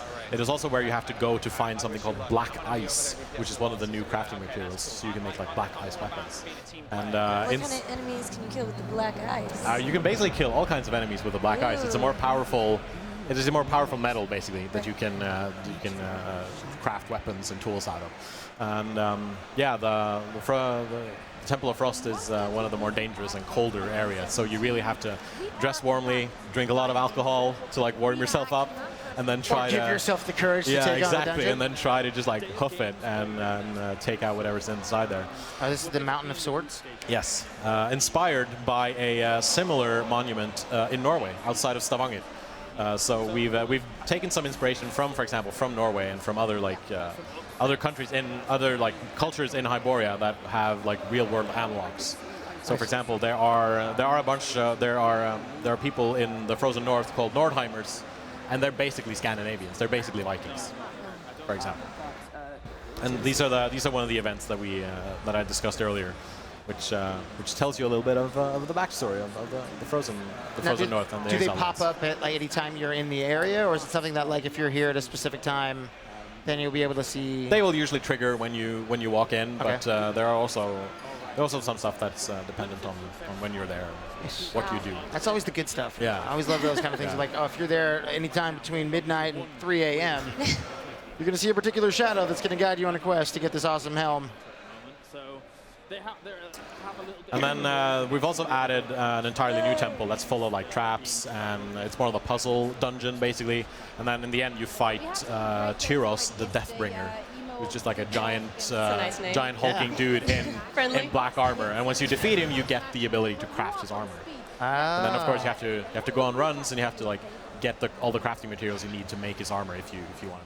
And is that going to be something like a mechanic that you guys are going to play with throughout? Like, I can fight more enemies and sort of if they have a particular set of armor or something that I like, I could maybe perhaps learn how to make that. Maybe sometime in the future. I think for like dungeon bosses and all that kind of stuff, we want to give you something special when you defeat them. It can be something you use to summon something else, for example. It can be something you use to craft a special kind of armor. So we're considering a lot of different options when it comes to that. Are there any be-all, end-all, like ultimate weapons that you can craft? Say, like once you've maxed out your stats to create the most coolest, craziest Conan-esque sword. Not as such, but there are named weapons in the game with like a backstory to them, but they will eventually deteriorate and break as you use them too much.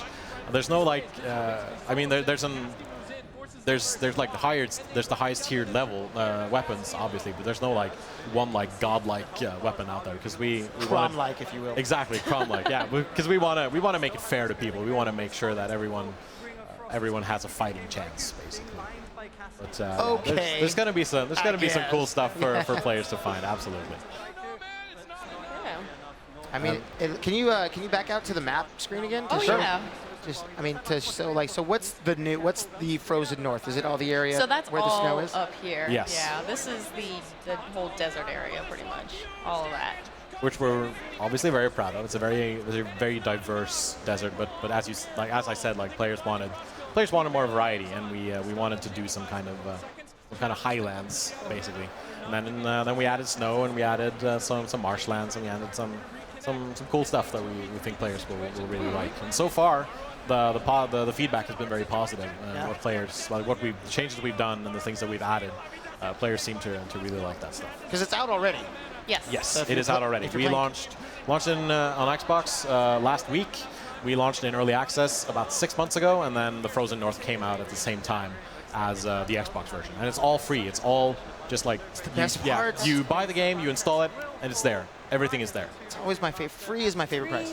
Yes, Free absolutely. 99. And of course, as we go through early access, as we go through game preview on Xbox One, we will be adding additional stuff, both like minor updates and of course bigger updates. I can't say for sure if we're going to do something that's on the size of the Frozen North, but we will definitely like be adding more systems and adding more things to the game. So you guys aren't going to consistently add 70% more every single. That's going to be like no, because like that's the benchmark. It's like, well, this next update is only going to be 62% bigger. Like, I'm out. It's got to be 70. Yeah, like we did spend a fair amount of time making this area as good as it could get, and we're going to be adding more stuff to this area as well. So, I mean, but yeah, we're working as hard as we're legally allowed to by the Norwegian government. So yeah, we just got to be patient with us, and we'll try to. We're going to make it as good as we can. Nice. I mean, I believe you guys are. Yeah. There's frost giants. There's giant ice giant gods that will come and crush my kingdom. There are mammoths. There are mammoths? Yeah. Can I tame a mammoth? Not right now. Eventually, but, that's all I want. I want to tame a mammoth. Maybe, hopefully in the future. I'm going to name him Wooly. Of course. He's going to be my mammoth? Yeah. We're going He's to going to be your ride the woolly frozen mammoth. north. He's going to be my woolly mammoth. Of course, yeah. That's all I ask. That's the kind of mount that I want too. Especially like if I can just like use the giant tusks to just like break through people's walls and all that kind of stuff. It's like, it's a battering ram / pet / helpful friend. Yeah. That could guide me through. And Sure. if I get cold, he's woolly, so I can just bundle up next to him. Exactly, yeah. And then if you run out of meat, and you might have to. If I have to destroy you might have to. my wool. No, I would never. I would never do that. So I think if we start like moving back to where we built, we might be able to do some summoning and maybe crush. Oh, so we have the ability to summon. Crush the stuff that I've used a couple of hours to build. Or destroy your beautiful home. So you know, it's. I mean, that is a survival game. You build stuff up, someone comes and just like wrecks it. The control is in your capable hands. Yes. To destroy what he has built. Yeah. So I believe in you. I mean, I hope you can get it done. Nicole is usually very, very kind when it comes to that kind of stuff. But yeah, when she's playing Conan Exile, she can be very ruthless towards the other players. The war paint starts to come on. Oh yeah. Like and something that I was told I could reveal on this thing. Like what reveals? We're doing a reveal. We want to add war paints. Yes. During early access, we can't promise that we will add tattoos, but we do want to add war paints and stuff so people can customize those things because that is something that players want. Oh, here it is. This is basically the summoning ritual. Once that starts, the entire server gets a memo like, hey, this player is doing pissed. a summoning. Oh, I mean, they're doing a summoning, sorry. And if you open the map, when you have one of those god tokens, you will be marked on the map. And so players can run at you and try to get you, basically. Oh, and here is Emir. Here we go. Here he is. Look at that. You ran! And so, of course, we had to give him a giant axe since he is a giant Viking.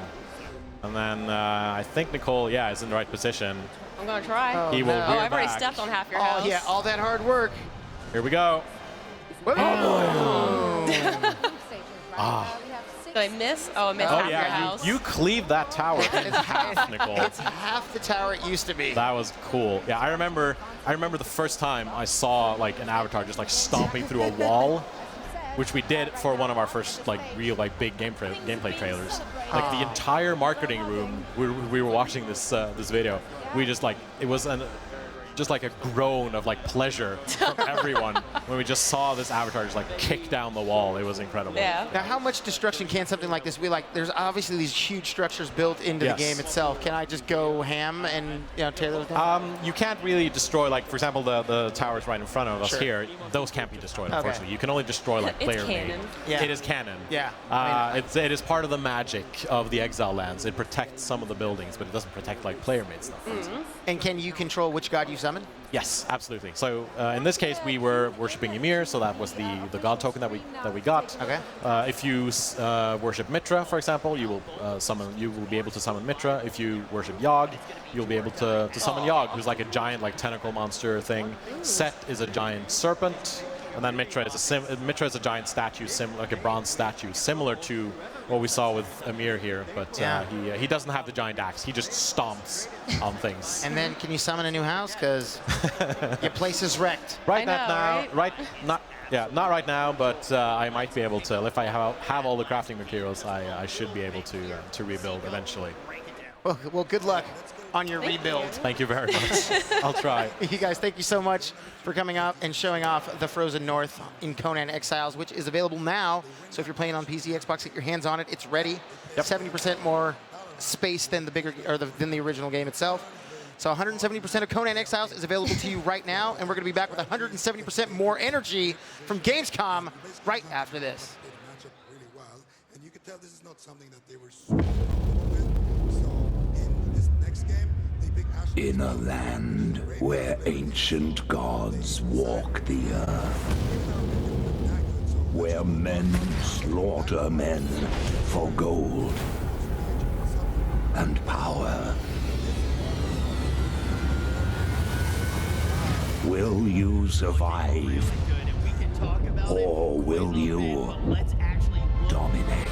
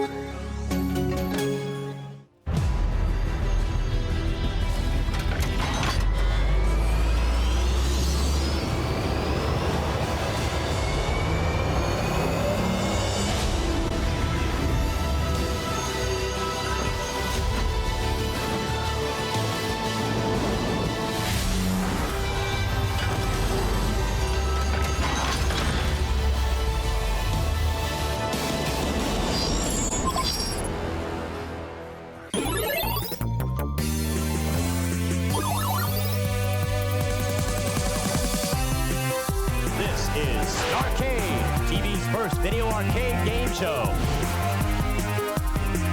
One of you is going to have a chance to win this fabulous video arcade game. It is burger time.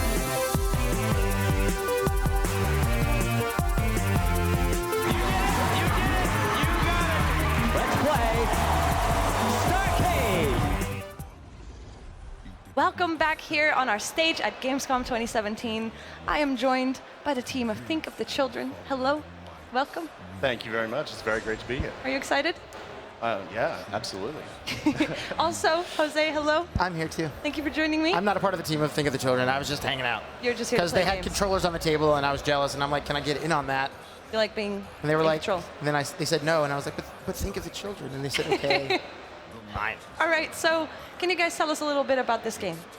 Yeah, so it's a cooperative parenting simulator. The players are working together as a lovely couple of up to 4.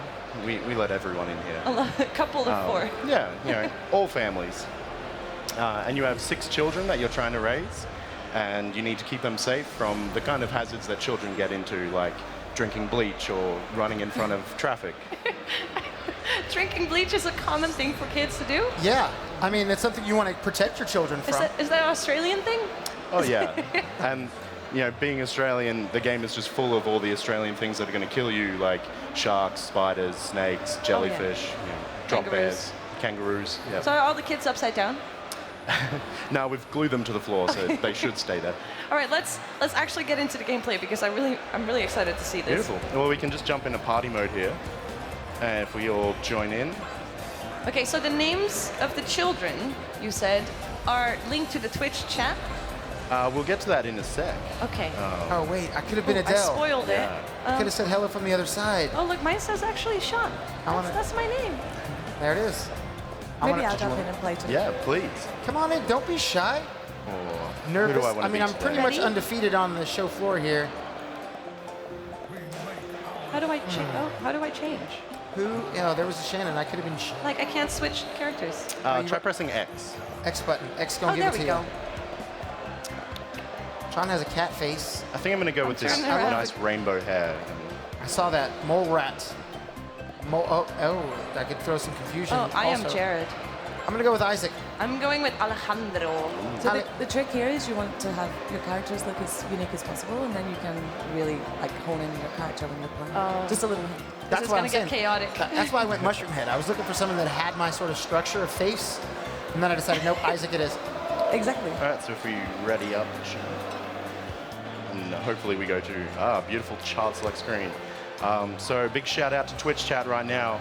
If you want to join in with us and be the children, you can just type -join in chat. We'll give you a couple seconds, I think, to get some names in there. So if you're watching this right now, you could be, your name could pop up. Ooh. So these are preset names that are going to change when people join in the chat? Yeah, so at the moment these are just randomized characters, but we've got this little button down the bottom there for streamers that they can instantly draw out a bunch of names. And hopefully we don't get anything too bad, but if we do, if we do, we'll know your name. So yeah, and we can get rid of them if need be. Okay, cool. So you say this is a very streamer-friendly game. You've added some things that are streamer-specific benefits. Where does this come from? Have you been a streamer yourself as well? Yeah, so I got into streaming a bit back in Justin TV days. Nice. And then got into game development and studying and got a bit too busy for it. But a lot of those decisions have. Oh, there we go. That was me. I'm sorry. I pushed X. If we let's check. Maybe. Try someone pressing Y. Oh, somebody push Y. Draw names. Yeah. Maybe it's not working. It's a big chat. That's okay. Maybe it doesn't like thousands of people. Oh no, there we go. Mort. That's one of the developers, so this is definitely working right now. Okay. Do we have to press Y? Yeah, that's all right. We can. Just gonna think of the children. But yeah, so we've plugged in a lot of Twitch support into it. A lot of little fun shenanigans that can happen. Shenanigans. And even down to just little design details. So, you know, being a streamer, I know how annoying it can be when you have to move around your webcam everywhere. So we've made sure that it's placed in a spot where the children are actively programmed to avoid. So you can just dump your webcam there. You'll never have to move it in our game ever again. And that is really, really useful. Do you need a tutorial, or are we ready to just jump straight in? I think we can jump straight in. Yeah, right? I'm ready. Let's go on a nice trip to the park. Are we at the park yet? Interact. So, simple controls, just left trigger, you hold that down to pick up a child, to pull them out of danger. Right trigger, shout. Yeah, it shouts at them. It makes them all come running towards you in fear. And if we mash A next to like the tables and the barbecues, we'll get points from them. Okay. Okay. Figure this out. Come on, Mushroom Head guy. All right. Oh, there's a party. Oh, so there's a little party to-do list. Is there some shrimp? Oh, always got to chuck a shrimp on the barbie. All right, I'm going there first. That's where I was going. This table. Get away from my barbecue. Oh, there's a child on traffic. Child in danger. Get out of the He's on the road. Someone get him. Oh, oh no. my I got disaster. Oh no, I chucked my kid in the pool. That's fine. That's fine. That's just. How do I run? If you press B, you can run away. Oh yeah. Can I grab my teammates? No, not currently, but. So you're looking. What should specifically I be looking at? Those signs that are saying that there's somebody in danger. Yeah, Caution so signs? those big caution signs, that's when you know that a child's about to die. Whoa. Oh, God. So like this Oh one my that's in God. traffic right now. Oh, God. Oh, there's a little. Oh. Oh. Oh, no. Terrible. I think I just murdered a kid. This is awful. Oh, I get this one no, off watch the out, the scissors. swing. This is a terrible idea. See, What have I done? I'm just gonna be at the barbecue. All right, I'll see you guys later. So I've just grabbed this pinata that that'll pull all the kids over towards it because they love candy, and that'll give us a bit of a break, and we can quickly do some barbecuing. And Oh, those kids are flat. Where's the pinata? I just put it up You're here at the shaking. very top of the level. There's a guy on the Safety swing kid. though. Now, is there a specific safety place where, like, once I take a kid off a swing, he's about to like fly off, I can take them, or do I just drop them away? Oh no, you just need to drop them away. Like this is Australia, so everywhere is dangerous. So Okay. there's no such thing as a safe space. Nice. Oh, just saved them. I think I'm bad at this. I am not sure though. Like, it's hard to tell if you're doing really good or really bad. I think I crushed it. I mean, I don't want to brag, but I think I nailed it. Well, we'll get to find out after this screen. It'll actually show us which one of us was the best parent.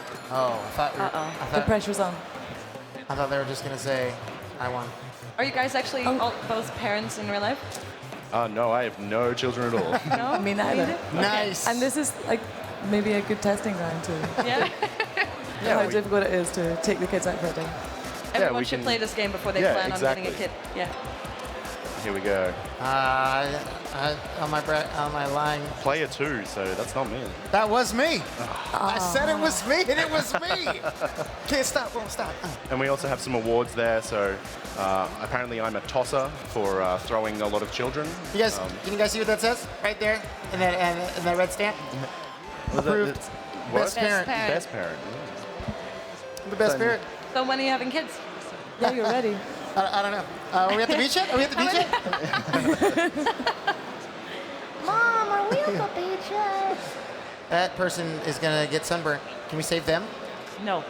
Nobody Can can apply save lotion? you from the Can I sun. just I can? Oh, Yeah, see, I you- knew it. Oh. Yeah, you have to. You have to Well, rub it's- the lotion on his skin. Put the lotion in the Exactly. basket. Or else. Oh, it's Australia, so if you dare step outside without sunscreen, you just instantly catch fire. Oh, that can happen. Oh, we're running. I got you, person. Don't you Oh, no, worry. that kid's going into the sea. Oh no! Oh no! Oh god, I can't get up. What is this? Stairs? Oh, I missed the stairs. I want that too. So if you have multiple people on the same objective, it actually completes it faster. So we want to have a bit of encouragement. Oh, that's totally not me. Quickly get that kid away from that shark. Oh god, shark! Oh no! Oh, one already died. Well, And another one just buried himself alive in the sand. And another one. And another one. And another one. We the best! Oh, you need some motion, sir. Oh, it's crazy. I think I rescued one. Get out of the sand, youth. Another little fun button. If you really want to get a kid out of harm's way quickly, you can pick them up and press Y, and you will launch them away. I'm doing that now. I got. Oh God, Get he's out of flying danger. across the map. Or if you really want, you can grab them, spin around in circles, and hammer throw. Does that add I'm any doing that effect to now. your best parent rating? It probably takes away from it, to be honest. You seem to be a child thrower. There you go. Put that blanket up. I'll put the little thing up. All right. Ah, darn it. Damn birds are trying to eat our children. No, what the hell, birds? 15 seconds. It's all right. I'm getting this. Ooh, we just got some ice cream. So all the kids are going to quickly go to that. Ice cream. I love ice cream. It's delicious. See if we can get one last barbecue in. Beautiful. Ooh. I hate to We're say doing I'm pretty undefeated, good. guys, but I feel pretty confident in my parenting ability right there. You're feeling that one? Saved no children. Sandcastle's built? One. I'm not feeling confident at all. Oh no, look at him. He's floating. Nor is he, apparently. Well, it's a very appropriate name for somebody who died. Kids love the ice cream. All hanging out by the ice cream cart. I love that they're hanging out next to one of their fallen brothers. Like, Yeah.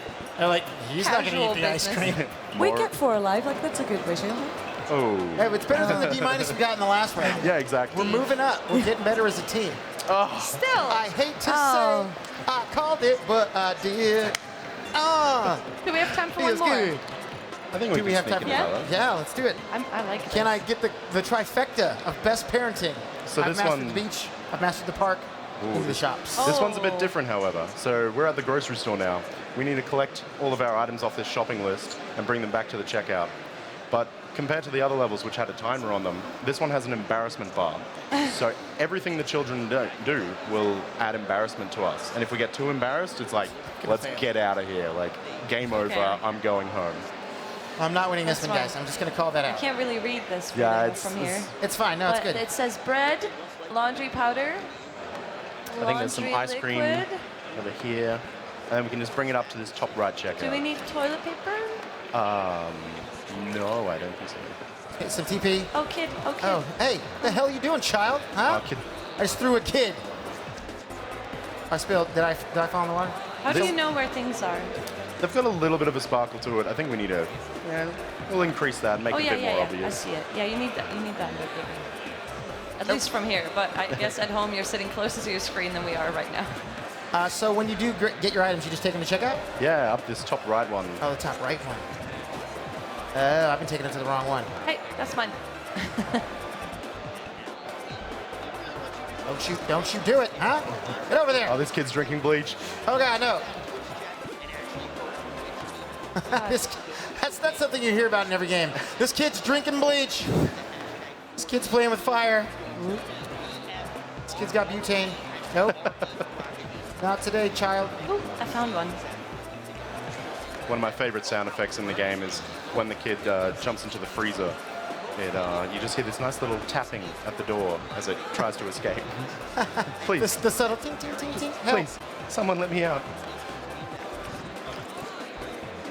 Let's see what else we need. We need some cheese over here. Some more cheese with that wine. Damn it. We're doing pretty well. Our embarrassment is it's steadily there's a going kid. down. Oh, no. Crushed. You jinxed it. It wasn't me. Oh, no. So they took the whole counter down? Come on, kiddos. And these kids. So not everything on this level kills the children. Some of the things like just gorging themselves on candy. Oh, if they don't, I will. But something like getting crushed to death, that adds a lot of embarrassment to us. I could only imagine. Just a little. Can you take the kids to check out and just be like, hey, oh, God. I think the last thing we need is some pumpkin. Damn it. Oh, Where's kid. the pumpkin? Oh. In the vegetables. Yes. Come here. Stop drinking bleach, kid. You're the disease. I'm the There cure. we go. Oh, well, I felt okay about that one. I'm not as confident in my victory. No, it's hard to tell, really. It is. Until you see the scores, it's hard to tell how you did. Well, one of the things that it actually uses to determine the scores is if you shout at your children a lot, that actually takes away from your best parent score. Oh no, I've been doing that all the time. Yeah, good parents don't shout at their children. Wow. Lesson Stern learned. discipline. My mom is watching, okay? We got a B, though. We got a B in that last. Excellent. All right, guys. I think we're going to Yes, stop I playing won. now. You Sorry. won again. Trifecta. Can you There stop? it is. Oh, give it one. I'm still undefeated. I quit. Damn it. I quit. Rage quit. Thank you so much Yeah. for hanging out with us and playing this game. It looks amazing. When can we expect this to come out? So we're looking at getting it out within the next 2 months. Really trying to hit that before end of October. We're just finishing up some online multiplayer at the moment. And then we're getting ready to drop a public beta that players can test that online multiplayer. Okay. And where do we keep an eye on it? Do you have like a website or a Twitter or? So I believe Surprise Attack will have a bunch of information up on the Surprise Attack website, as well as thinkofthechildren.com. Thinkofthechildren.com. If not, we're going to buy that right now. And then Twitter, Jammed Up Studios, or Surprise Attack, either one, you'll be able to get a lot of information. Cool. You can sign up for the beta. Awesome. Thank you guys so much for coming in. Thank you, it was a pleasure. Yeah, thanks for having us. All right, we'll be back after a short break. They want to get aggressive. Dizio down to half. Mozzarella caught into a polymorph. Dizio kiting, trying to avoid the pressure.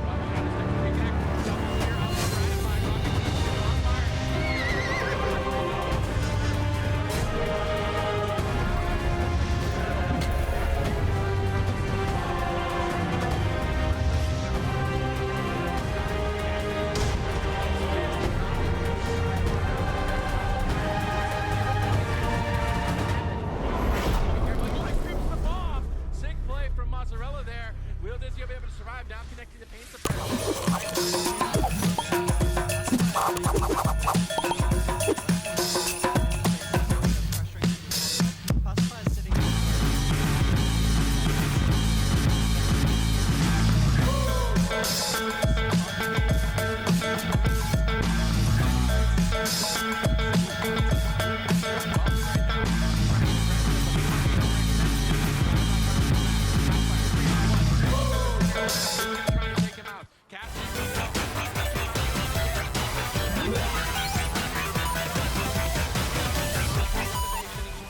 guys, I'm Shanna, and my Twitch channel is Shanna Nina. I started streaming on Twitch about 4 years ago. Back then I only streamed League of Legends, but it got me a little bit salty. So now I'm a variety broadcaster, and I also do music on Twitch. I sing, I play the guitar, I play the piano, I have my own loop station, and I just kind of loop over myself in layers.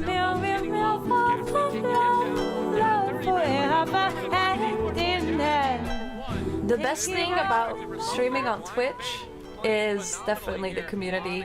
I am so happy that I've gathered this group of people around my stream that is so interesting and so supportive of what I do, and they're all friends, and it's just really nice.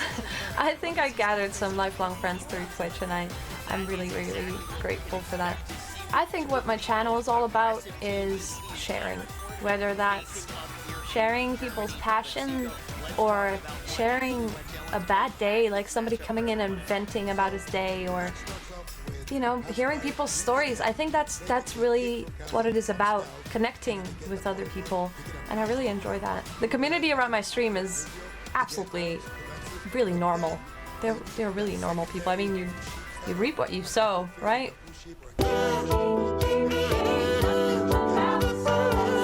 If you guys are looking for a little bit of music in your life and maybe some silly moments, then come check me out.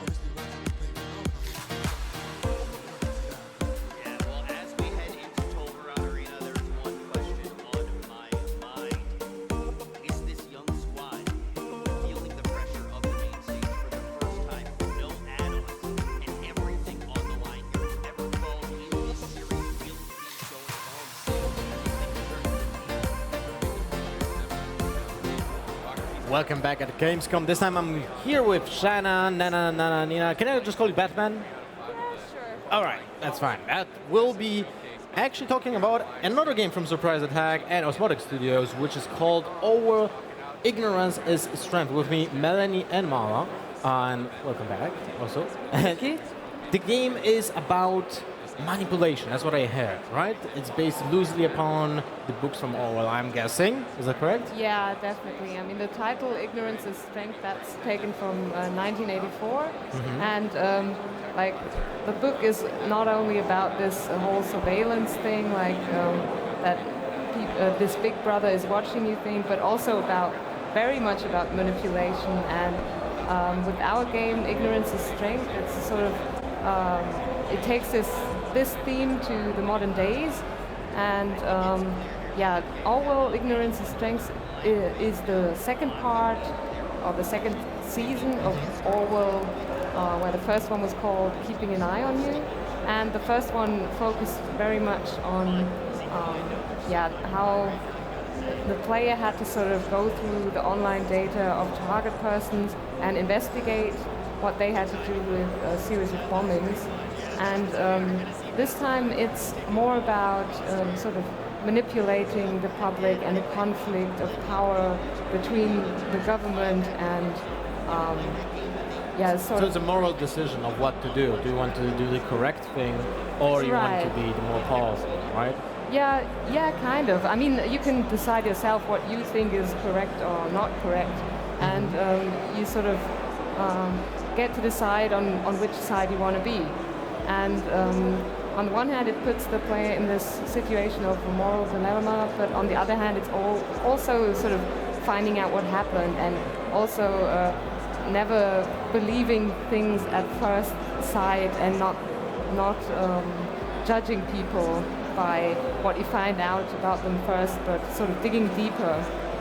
All right. Well, the game looks actually quite interesting because it doesn't present itself as a typical game, right? It has a different approach to graphics, to interface. What can you tell me about that? Well, it's Orwell itself. The Orwell system is this fictional operating system, and the player has this interface in front of him throughout the whole game. And on the left-hand side, you have this profiler where you insert the information, and on the right-hand side, you basically have the site where you search for the information. And you have you can go through like websites and social media and news articles about the people you investigate, but you can also like go onto their phones and see their private messages and read sort of their chat messages and also listen to phone calls. Well, that's illegal. Yeah. What's the end goal in this game? Yeah, sorry, my mic is down. Well, it's a narrative game, and it tells a story, and so this story is sort of about a conflict in a neighboring country to the nation, it's called, and it's a pretty political topic, and it's about this populist blogger who sort of tries to go against the government, and he sort of mirrors the articles that the serious news outlets put out there, and makes them all sort of extreme and tells things from his perspective, and sort of tries to influence the public and get them on his side. And it's in the first part, it was all about this activist group that sort of fought against the government, and now in the second part, it's more about it's sort of antagonist that actively fights the government. So it's much more political than the second part, and it's also a bit more challenging because you can, like, for the first time, you can reuse the information. You not only put it into the system, but you sort of are able to put passwords and use them for sort of getting onto devices and finding out more about people. Okay, so I'm guessing there are multiple endings to the game. Right. So, and of course that depends if you want to manipulate the data or not, right? So, when it comes to like the gameplay itself, how many hours do you have to put in to finish the game? Well, it's going to be 3 episodes, so it's a bit less than the first game where we had 5 episodes, but it's going to be more content and more replay value. So with the first one we said it's roughly an hour per episode, and this time it will probably be similar, but it will be more, you won't get to see all the content, and it will have more replay value. And with different endings, then you have to want to play it multiple times anyway, right? To get all the endings possible. And depending on which data you put in, different things happen in the story. And this time, another difference between the first and the second season is that we have more time-based events this time. So it's a pretty slow game in general, and it's a lot of reading and sort of going through the private data. But we have some of these time-based events, for example, where you have to put in or think about which data to put in during a conversation, and before the conversation ends you have to decide, or before something happens. And this time we integrated a sort of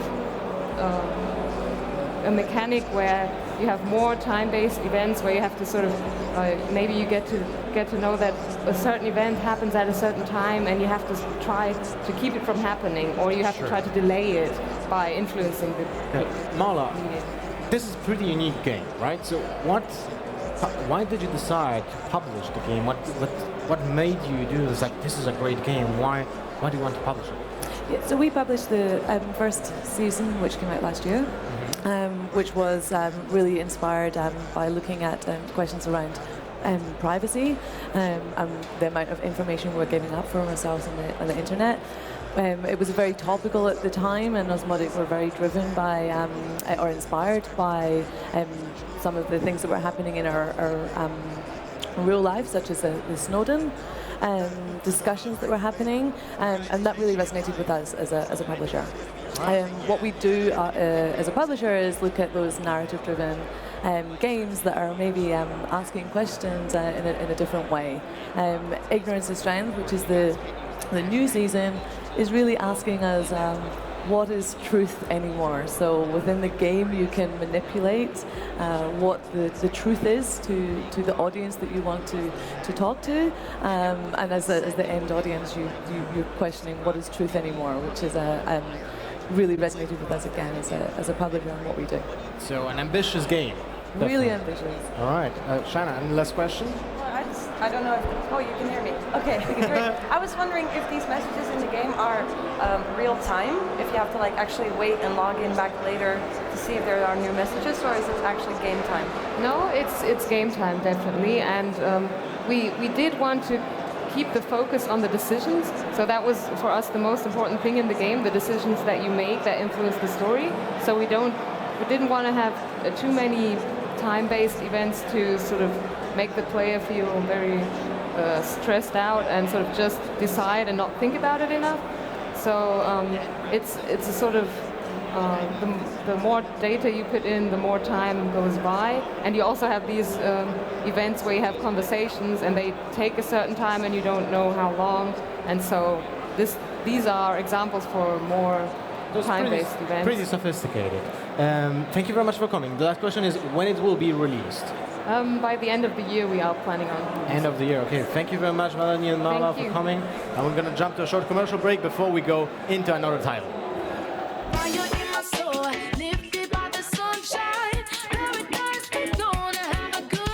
I like to dress like I'm stepping out of the year 2017. You kind of feel a little bit more confident when you dance if you feel good in what you're wearing. My style, I'd say, is pretty unique. Just whatever I'm feeling in that moment. Sneakers, they're like a secret language. It's about the 3 stripes for life. If it looks good, it's going on my feet. Their names, but they are going to be changing their composition, I think.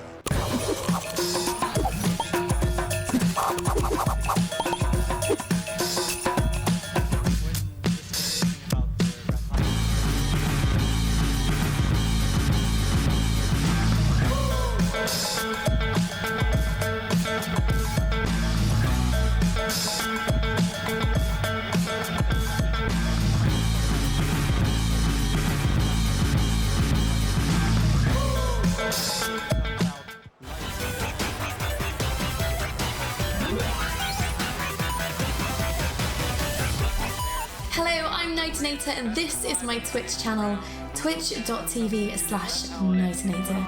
I first started streaming on Twitch in mid-2015, which was, it was just as a hobby, and then I started taking things a little bit more seriously in May of 2016 when I finished my game design degree and I decided to become a full-time streamer, mainly playing RuneScape for a living. I wanted to become a Twitch partner because I like a challenge and I wanted the freedom to unapologetically kill goblins for a living. The feeling I got when I was partnered was euphoric. It was beautiful, it was beautiful! Somehow the dream was becoming a reality and I can make of it what I wanted. Without a doubt, the best thing about streaming is the community, and I know that I'm biased, but my one is absolutely phenomenal. My channel is all about positivity, interactivity, and not taking life too seriously. It's about whisking you away from the mundane and transporting you into a warm and welcoming space where you can laugh at me being an idiot.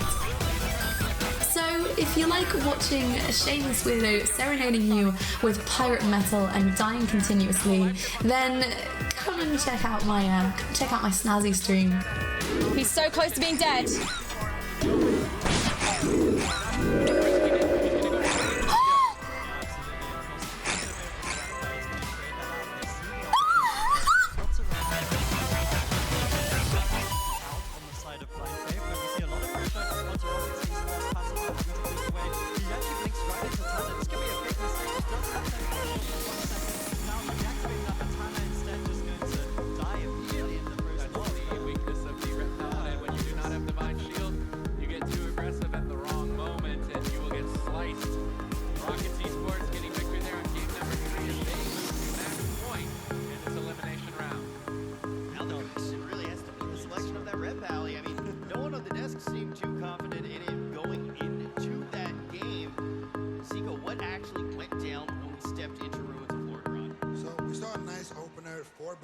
Actually, they shut down the base on a lot of the attacks to get that heavy block off. They did a nice job controlling the pacifier, and they even managed to get an ice block out on the pacifier. Then, going through the momentum swing, a lot of damage connected on the red. You had to use that bubble, and with very little amount of CC actually. Welcome back to the news desk here at Gamescom 2017. I am joined by Shananina and the crew from Invisible Hand, which this is a visible hand.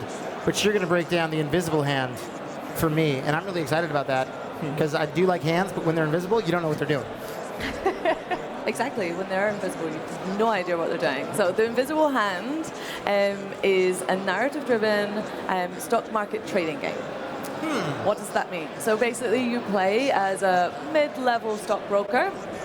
You play the whole game sitting at your terminal, and your job as a stockbroker is to make your trades on the stock market. You must drive up the value of your portfolio, so you need to make money for your company. And essentially, as you make more money for your company, you make more money for yourself. So in the game, you're going to have your daily demands from your boss and from the company, asking you to drive up that value of your portfolio.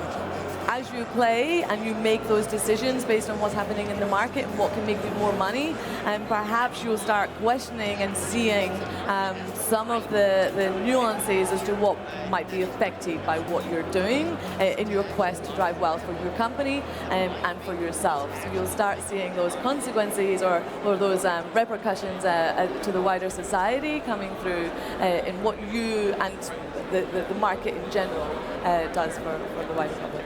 I like that. Now, it might seem intimidating to some people who don't quite understand the stock market. Much like myself, no idea. Girlfriend totally gets it. She knows what she's talking about. She knows all the stocks and trades and all the lingo and stuff. But is this something you think that could be used sort of as a tool to introduce people to exactly how the stock market works, maybe? Yeah, well, the game is built to be accessible to any casual gamer. So we took like real-life market concept and put them in the game in a simplified way, you know, to be accessible, and they are gamified. So I guess, yeah, anyone can grab the game and start with it and get some info of how real life market works. Yeah, definitely. That's what I'm talking about. See, I'm going to use this game to get rich. That's what I'm going to do. I have no idea about the stock market. Where would you start? Like when you enter the game, does it kind of ease you into it, or? Yeah. At the beginning of the game, it's a little laid out for you. You know, we have this system of insider dealings where you are warned before something happens, just like we see on the screen right here. We have insider information about the coffee market, for example, and so you can use those information to make the best trade, like buy companies that sell coffee, something like that. And with this, you can get started pretty easily. Yeah. And I know nothing about the stock market either, so jumping into this game, it is very easy to master those mechanics. While it hasn't taught me how to go and get rich, you don't need to master the art of trading. Or you're not playing hard enough. Or maybe I'm not playing hard enough. I need to just put more hours into the game, and next year I'll be in a totally different situation. You're going to come back and we're going to be at your booth. Exactly. Be like, look at, she's done it. She took the invisible hand, and now she is the mighty hand. And she rules over all of us here at Gamescom. Yeah, so Ben is from the development team. The development team is one of two. The Invisible Hand actually is a cultural reference for us in the market. Ben, why don't you talk about where the inspiration come from and what the Invisible Hand is? Yeah. So the Invisible Hand is a concept theorized by Adam Smith, and it actually represents, the way the market, the free markets are supposed to be stabilized.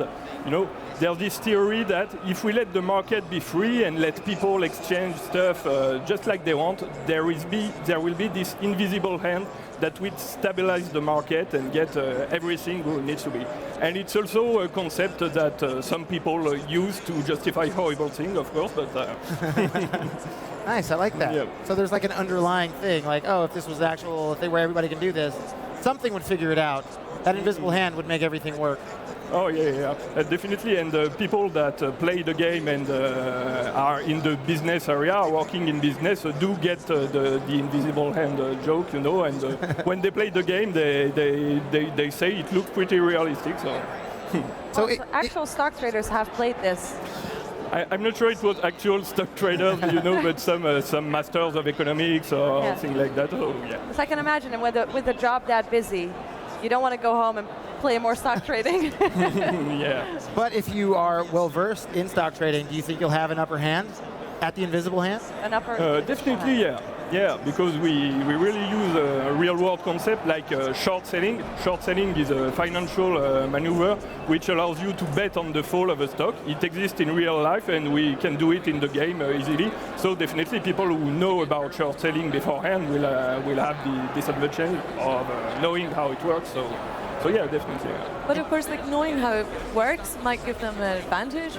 When you play through the game, there's a strong narrative that runs through the game of the mechanics where you're trading. So perhaps those stockbrokers might, as they play through this game and the narrative unravels, they might question their day job and some of the values behind that, or maybe they won't. But as they play through, I think they would get a very sort of different perspective. What I really want to know is how did you get the idea to make a game like this? Do you come from a financial background yourself? No, but there was this game I really like, Papers, Please. So for those who don't know, it's basically a customs office simulator.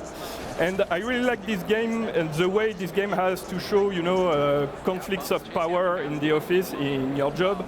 The paradox between a very menial job where you do repetitive things and you're basically alienated out, and the real-world consequences it has on actual people.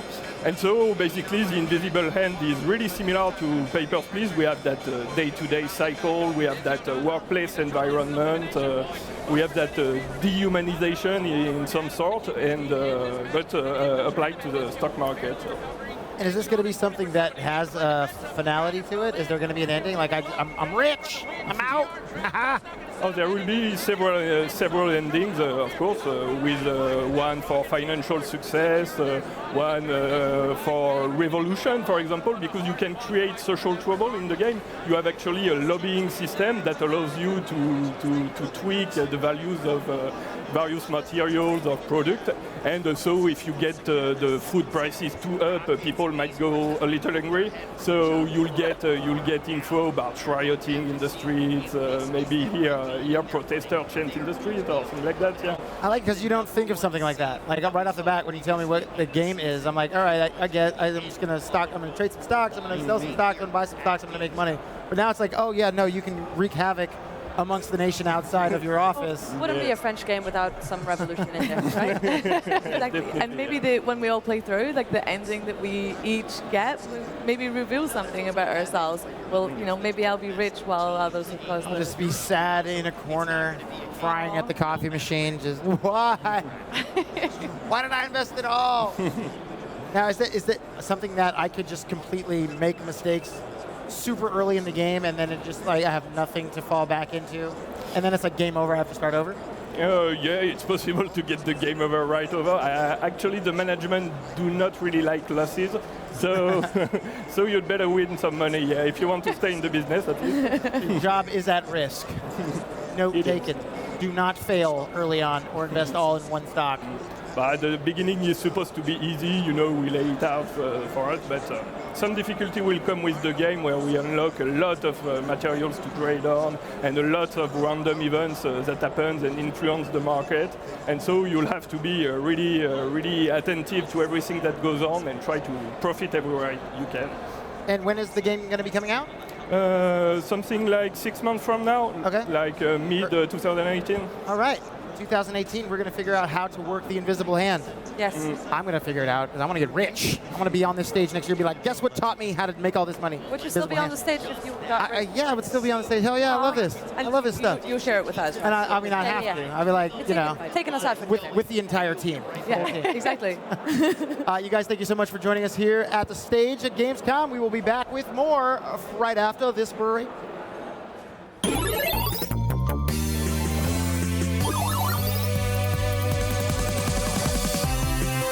This is Arcade, TV's first video arcade game show. One of you is going to have a chance to win this fabulous video arcade game. It is Burger Time.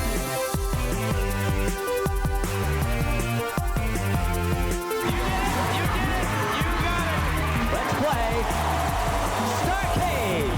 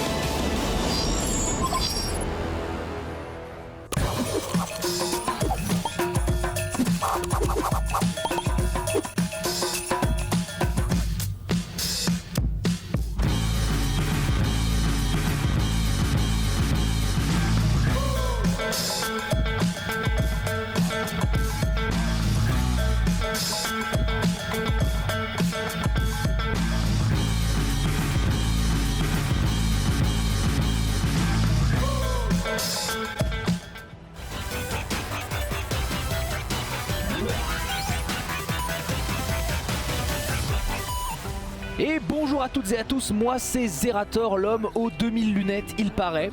Un spell rainbow, le Beam of Death. Oh yeah, ça va être trop bien. I'm firing my laser. Oh! Alors ça fait 7 ans que je fais du streaming, mais depuis un peu plus de 2 ans sur Twitch environ. Sur ma chaîne vous pouvez trouver des jeux surtout PC, un petit peu indépendants, mais parfois aussi un petit peu moins indépendants. Et ce qui est avant tout une grande force sur ma chaîne, c'est le beau jeu, le niveau de jeu. Je pense que les gens viennent surtout pour mon skill avant tout. Et il est vrai que la communauté sait me remercier pour ce niveau de jeu qui est en général excellent. T'applaudis, on a fait un bon niveau.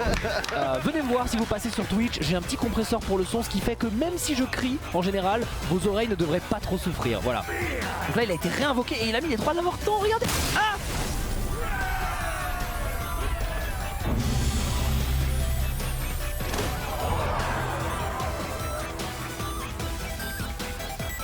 Quoi? Merci à toutes et à tous, à bientôt.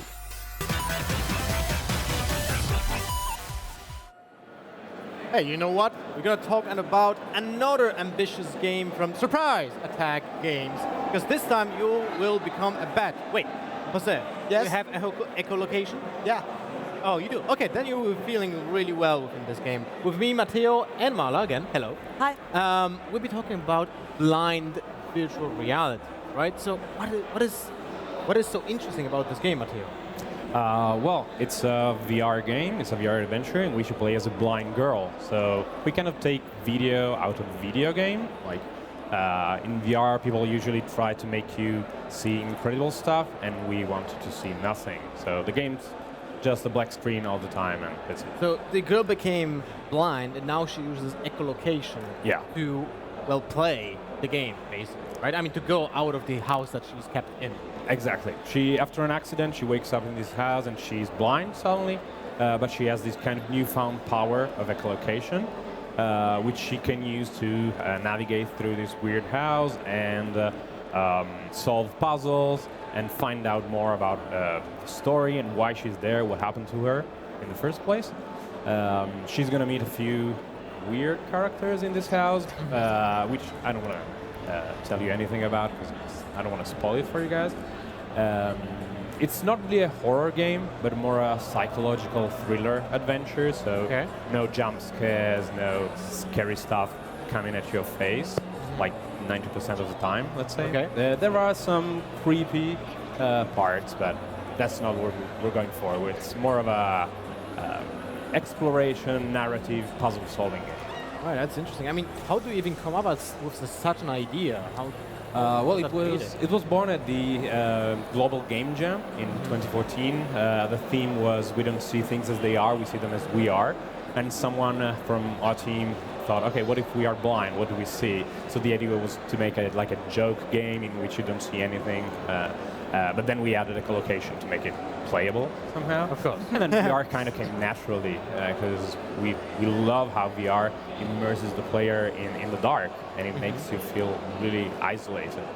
Yeah, the idea behind something like that, it's because when you were like, yeah, it's just a game where the whole screen's black the whole time.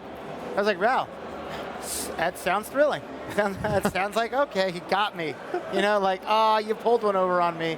But when you add something like echolocation, how do you implement something like that to within the game? Is it like more sound focused? Is it break it down how the game's going to play out for somebody who's tuning in? They're like, all I see is a black screen.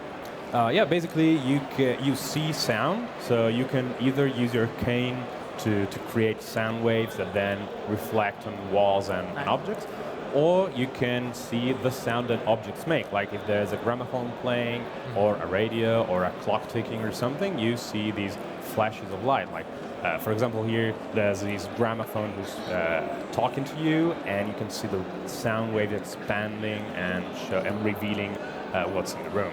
That's pretty cool. That's something new. That's something I never seen before in any other games, and it's pretty innovative, I would say. I mean, again, think the concept behind it is something that I've never even heard of, never thought of, or that somebody would try to take on or some challenge, or to sort of embrace that challenge and make a video game out of it. But you guys, as the story plays out, do you become more in tune with the sounds that you're hearing? Is it something like I'll be able to hear, or it'll clear out if I hear something, it'll show me a little bit more if I'm playing? It depends. It depends on the areas. We try to have a realistic as this can be approach to echolocation. So it really depends on the size of the room you're in and the materials that the sound touches. So it will reflect differently on a wall, or on a table, on a mirror, or on a rug. And it looks differently, and we've had to put a lot of work into this.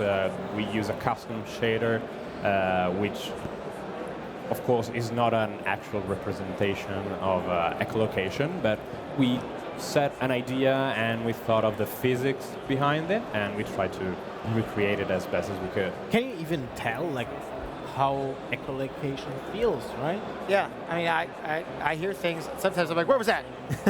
I hear my phone ring in another room and it's in my pocket. I'm like, damn it, how did I miss that, or something like that? Is this going to be something that's going to be confined to a certain specific area, or am I going to go outside? There's going to be horns honking. And I'm like, I hear everything, and it's just too much. No. The whole game takes place in this house and a few other locations, but you're isolated most of the time. Okay. You're alone most of the time. You encounter a few characters that talk to you, but it's all mostly you exploring and solving puzzles. Okay, I read something about a warden. Yes, the warden is your nemesis. He's not really your enemy there. He kind of tries to guide you and but to obstacle you at the same time, and you don't really know what he wants until later in the game.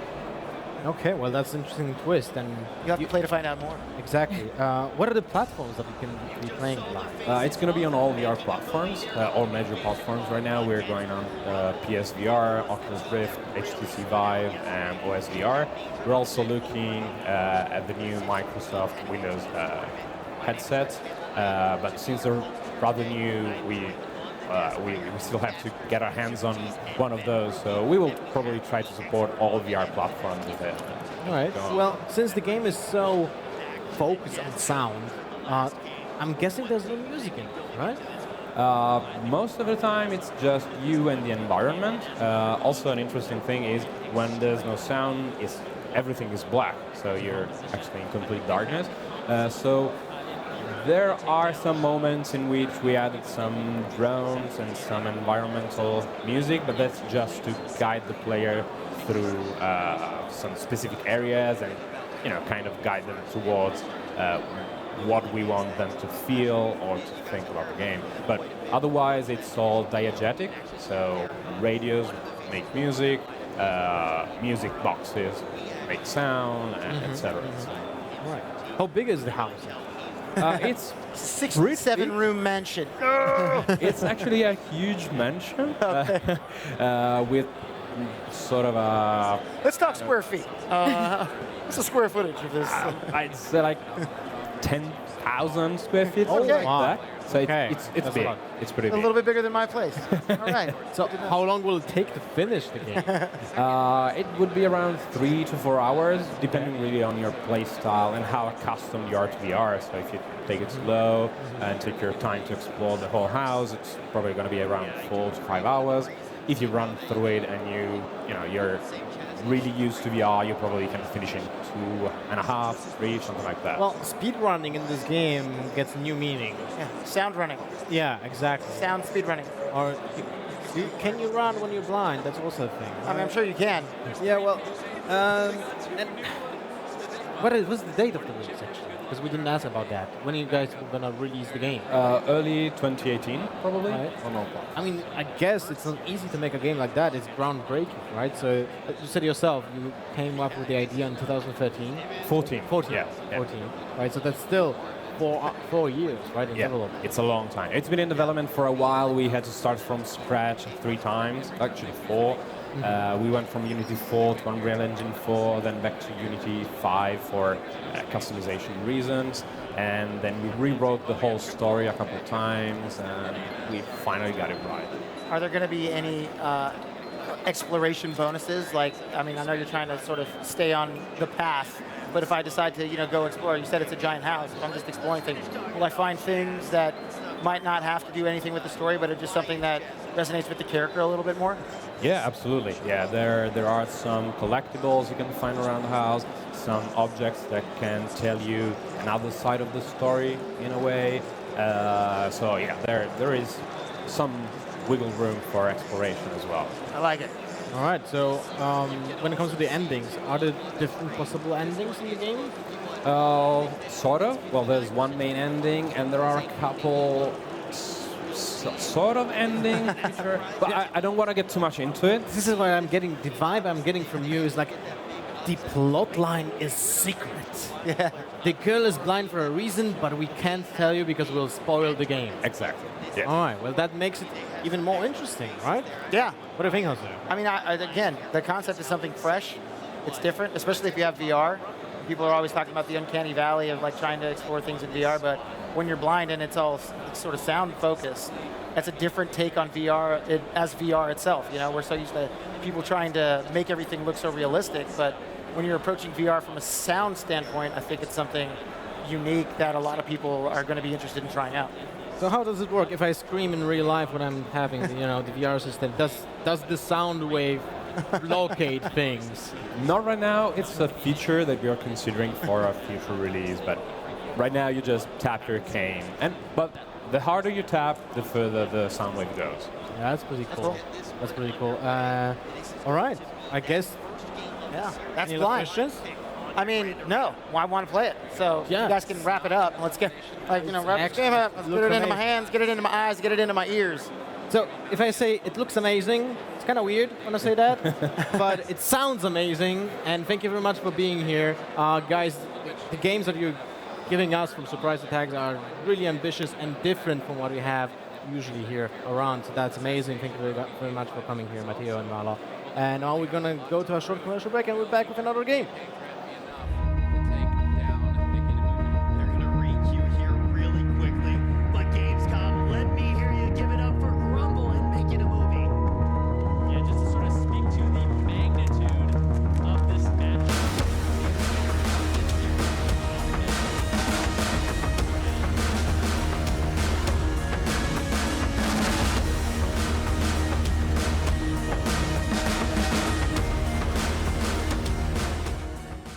'Tune out a world of ordinary.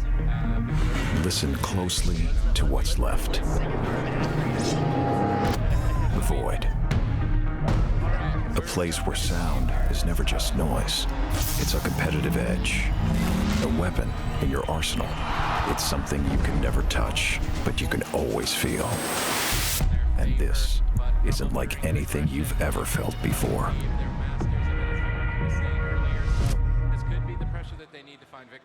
Yep, absolutely. It's going to be curious to see what compositions, what specializations both teams.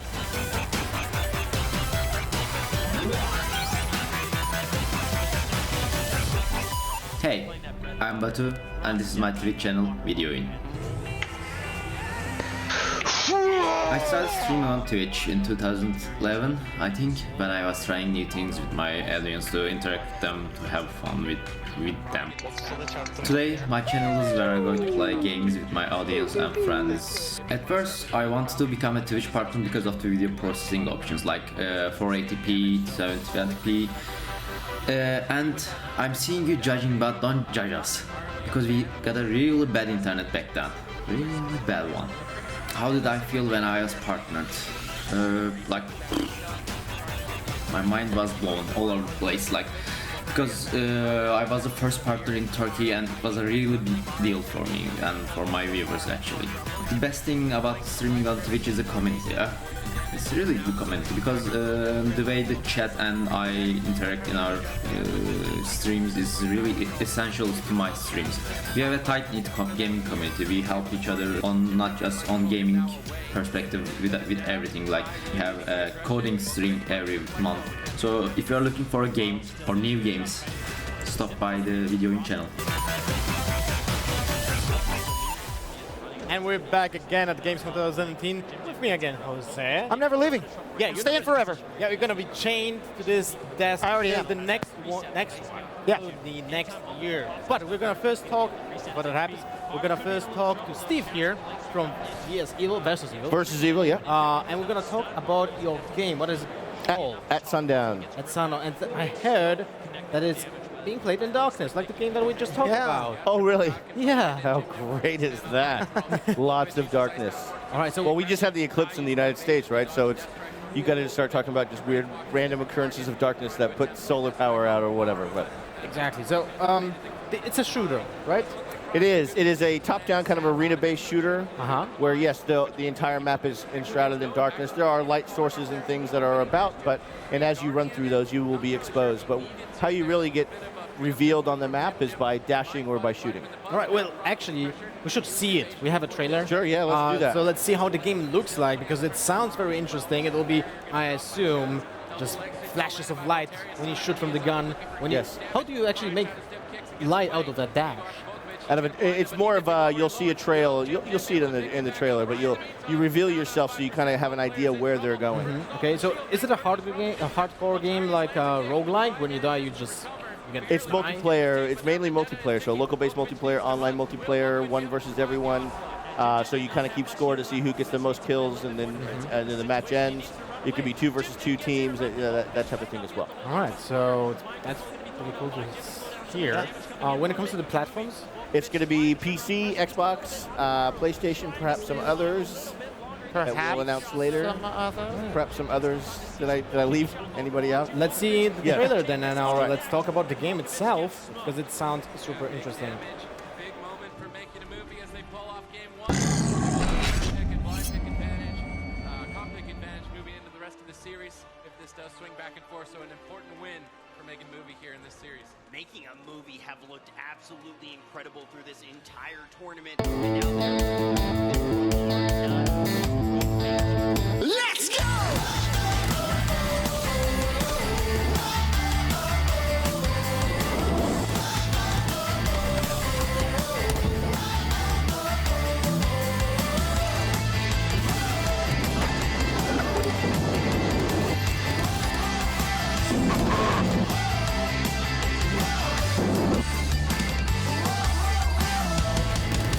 So much that they were forced to go on to Pride, as we can see right here. Pride All right, well, really that fast looks and furious. Yeah, kind of. It's like, it reminds me of all those party games when you just don't invite the people again. Yeah. You already hate them. Well, that's right? what it said in the warning. And this game may ruin friendships. I love it. It's like straight up, right in front of your face, letting you know. It does. I mean, it turns instantly into yelling at each other because you didn't know where they are, or somebody's got the sniper rifle and he's just out picking people off. And so you have melee weapons.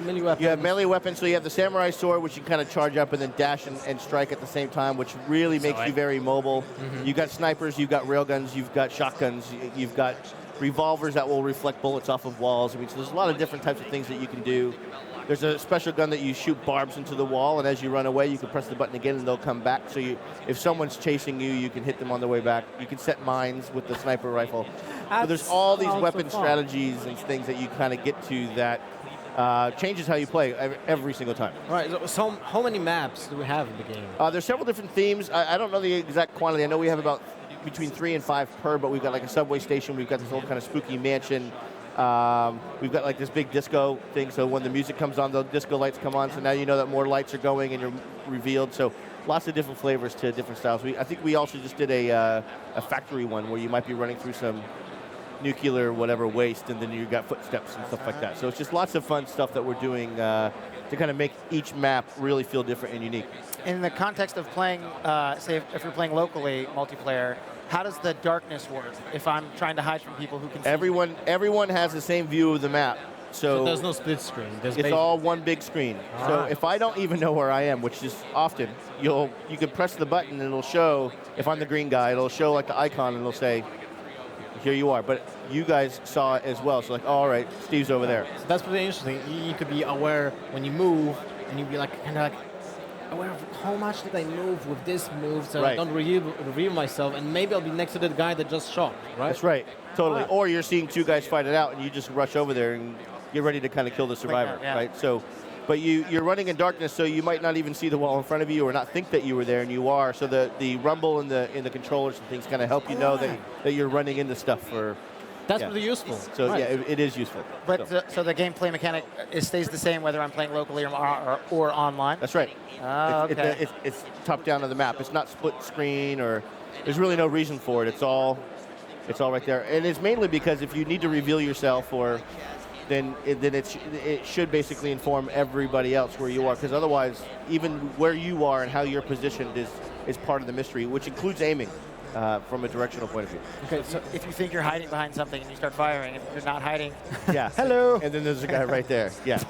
That's right. How many people could play it at once? Four people. Okay. 4 people. So whether we're playing locally, and it could be the two of us, and we could be on a team, or we could be playing against each other and 2 other people online, or it's just me and I'm against everybody online. It's all free for all. Free for all.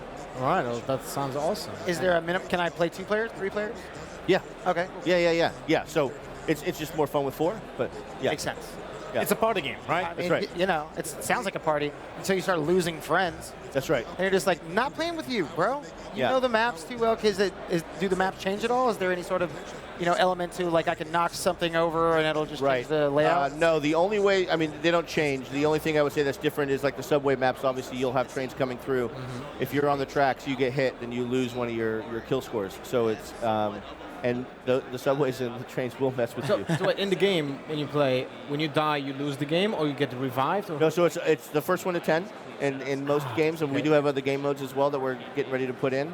But right now, it's the first one to 10. So if you're really getting pretty close, and then you get hit by a train, then you lose one, because it's pretty quick. So, somebody can go on a killing spree and rack up a bunch of points. So it's not like a one kill, one win scenario. I understand now. And you said it's pretty quick. So how long is usually one? I mean, you'll get through a match anywhere from 2 to 5 minutes, really. I mean, it's 10 kills and it's real time. So just because you died, you respawn. It takes a couple seconds for you to respawn, but everything else is still kind of going on. So the other 3 players are still battling it out, potentially just killing you as you spawn or whatever. When a game is short like that, then the replayability of the game should be high, right? And really I'm guessing high. That's true. Yes. In fact, most of the time we're having to just kick people out because once they kind of really get into it, at a booth perspective, it's like, all right, you guys got to go. But you're kind of just getting into it. You're really kind of feeling out the map strategies and where you should be and how you should hide and how you should dash or not dash, whatever. But you can switch weapons in the middle of the game too. So if you're not liking your samurai sword, if you're not liking the sniper rifle, then you can kind of switch up, but only when you die.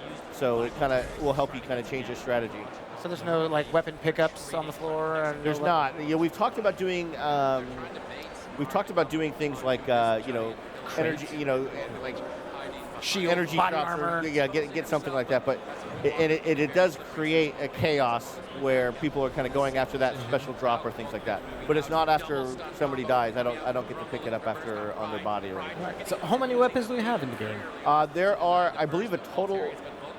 And forgive me because I know that we had a bunch and then we cut some. I think 13. Which one is your favorite? I personally like the revolvers that shoot and kind of reflect the bullets off of the walls because you've got a lot of like regular kind of house type walls where it's 90-degree corners and people are kind of running around different areas. So you can kind of, if somebody's hiding, you can kind of bounce it off of the wall and maybe get them. Can you get yourself? Really, what's that? Can you shoot yourself on accident? You can't. No, there's no friendly fire. Yeah, it would happen all the time. Well, imagine the game when you play in darkness and you have friendly fire and you're a team and you're just gonna shoot your guy, which is happened to be there. Right. And it just turns into this startling thing because I had no idea that you're there. You didn't see him running around. I mean, in the factory level, you will do things where if you run through a laser, there are spotlights on you. So you're just kind of a beacon of a target. So if somebody has a sniper rifle, you're really, it's a good chance that you're going to get taken out. But it just creates a lot of tense moments, where you think you're safe, and then all of a sudden you realize that somebody's right next to you. All right, well that's awesome. When is it going to be released? Early next year. Early next year on PC, Xbox, and PlayStation. All right, so I'm guessing it's almost finished. It's almost finished. Yes, we are getting ready to go into certification towards the end of this month. All right, awesome. Thank you very much, Steve, for being here and talking about At Sundown from Versus. And we're going to wrap it up and then wait for the next game, so don't go anywhere.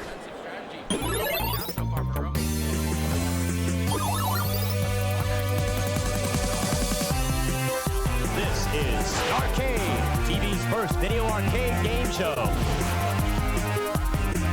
One of you is going to have a chance to win this fabulous video arcade game. It is Burger Time.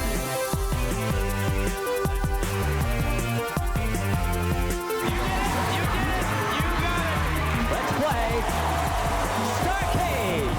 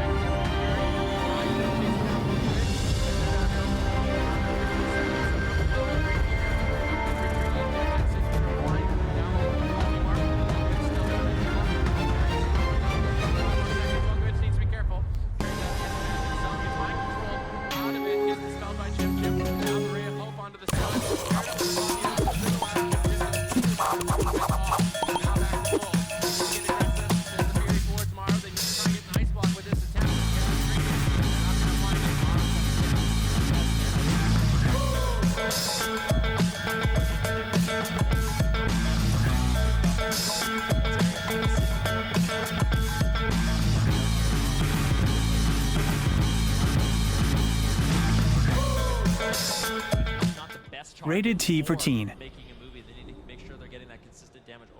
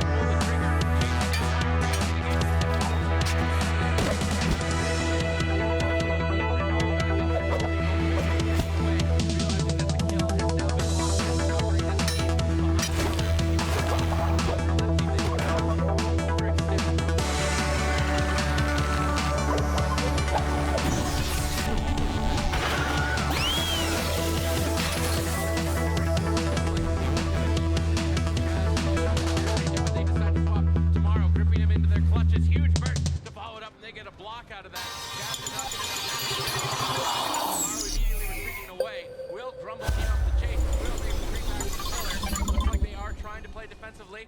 Volkovich sitting through a stun, but Voltaire. Welcome back to Gamescom 2017 here on the Twitch stage. I'm joined by some lovely men. Obviously, you know Jose. Hello. He's actually trying to be an angry gamer because we've got rid of Tommy, and Jose's gonna. I'm gonna try this thing. I'm gonna try this thing angry. See how like angry. anger. You need to grow your hair out a bit, though. Like, I don't have the fro. I Okay. just had to get a haircut before I came out here. And of course, Danny from Team 17, who I've met many, many times. Many times. We've shared some lovely moments together. Yeah, we so have. thank you for having me here on stage. You're welcome. You're welcome. So we're here to talk about the Escapists 2. Yes. The second one. 2. presumably. Yeah, and it's very apt to be here just after the game launched, just because we actually revealed the Escapists 2 to the world at TwitchCon last year. So, Oh, cool. And now we're returning to Twitch, to show more Some people the gameplay. game. Yeah. Awesome. So we are going to be playing, and what? Can you tell me though before we start playing what? So for somebody who's never seen any of this, they haven't seen the first Escapist, they haven't seen any news about this one. What is the game about? What are we escaping from? So essentially, it's a kind of mad prison escape simulation. Okay. But it's not a simulation in the kind of very serious term. It's, you get to break out of a variety of different prisons. In this game, we've taken it kind of a step beyond. Prison? Pardon? Monkey prison? No, not monkey prisons, but we have space prisons. We also have transport prisons, which are brand new to the series. So that we've got a train, a plane, and a boat where you've got to escape before you get to the destination. You could have got a film reference in there. We have. Oh, we okay, have. okay. Air Force Con is one of them. I was going to go with trains, planes, and automobiles. Oh yeah. All Very right. good. So shall we play some games? Yes, I want to play games again. Crushing it here on stage. Cool. Oh, you've been winning all day, have you? All day long. They challenge me, they come, they bring their games, and I destroy them in it. So what I figured is we'd go for Center Perks 2.0, which is the first prison of the game. Center Perks. Now, Center Perks was in the first game, but here it returns with a new feature of the game, which is multi-story prisons. Okay. So you've got an even bigger prison sandbox this time. Nice. And of course, you can see you guys have controllers, and this is a new feature of Escapists 2. We've added multiplayer, which was kind of the #1 fan-requested feature, for the first game. Okay, so the first title was purely just single player. Yeah, it was a single-player experience, and now we've added multiplayer, so you can bring in your friends, up to 4 players, local and online, for drop-in, drop-out co-op. Okay. And get them in on the shenanigans. I love shenanigans. It's a good word, isn't it? It is. Shenanigans. So I'm starting off in my cell, and you should be able to join me if everything works accordingly. Oh, there split we go. screen, nice. I'm going to go with Frankie. I'm going with I'm going to be Frankie. Ice baby. Dun, dun, dun, dun, dun, dun, dun. So in this game, we've kind of really ramped up the amount of customizations as well, so you can really kind of make your character to be exactly who you want them to be. Okay. Don't mind me just doing my deuce. So a hand fan, some soda. Are you stealing stuff already? Yeah. You fit right in on here. Born criminal. A big part of the game is following the prison routines. So you have to basically avoid, suspicion by being at the right places at the right time. And once you've kind of checked in, so to speak, then you can start kind of getting up to your escape plans. I see. So, I mean, this door isn't very well guarded. I've just walked straight out myself. Well, this is one of the easier prisons. They do get pretty hard. I've got a file. Can I start filing away at the wall? Are you going for an escape already? Wow. I thought we would, spend some time, game, isn't it? getting used to our surroundings. Okay. How do I put the file away so they don't get suspicious? Oh, crap. Okay, yep. So you missed roll You call. have literally caused a lockdown here. So you're going to be chased and probably put in solitary. Well, they're going to get lighted. That's it. I'm going to set fire to everything. So no, pick it up. I'm in bed. I'm in bed. You can see how things can kind of go bad pretty quickly. Yeah. So I'm locked in my cell at the moment. That's because of me. Yeah. Did you get knocked out as well? The dogs savaged me. You got to watch out for the dogs, man. And the thing is, you can't fight them either. We don't have that in the game. Good. Thankfully. No dog violence. I love the tiering. Like, if I put a table down, I can jump up on the table, and if there's something above me, I can crawl up in it, and I can make dastardly escapes. I can dig underneath. I can. Exactly. The thing is, it really is a sandbox. There's so many different ways that you can escape. And we don't like to essentially hold the player's hand. We teach them the basics that they need to know, and then from there onwards, they can kind of fashion their own escapes. I'm going to peel some potatoes. Put them to work. Yeah. Thanks for getting us in lockdown. So, are you still in? Oh, you're still in solitary. Okay. So let's meet up.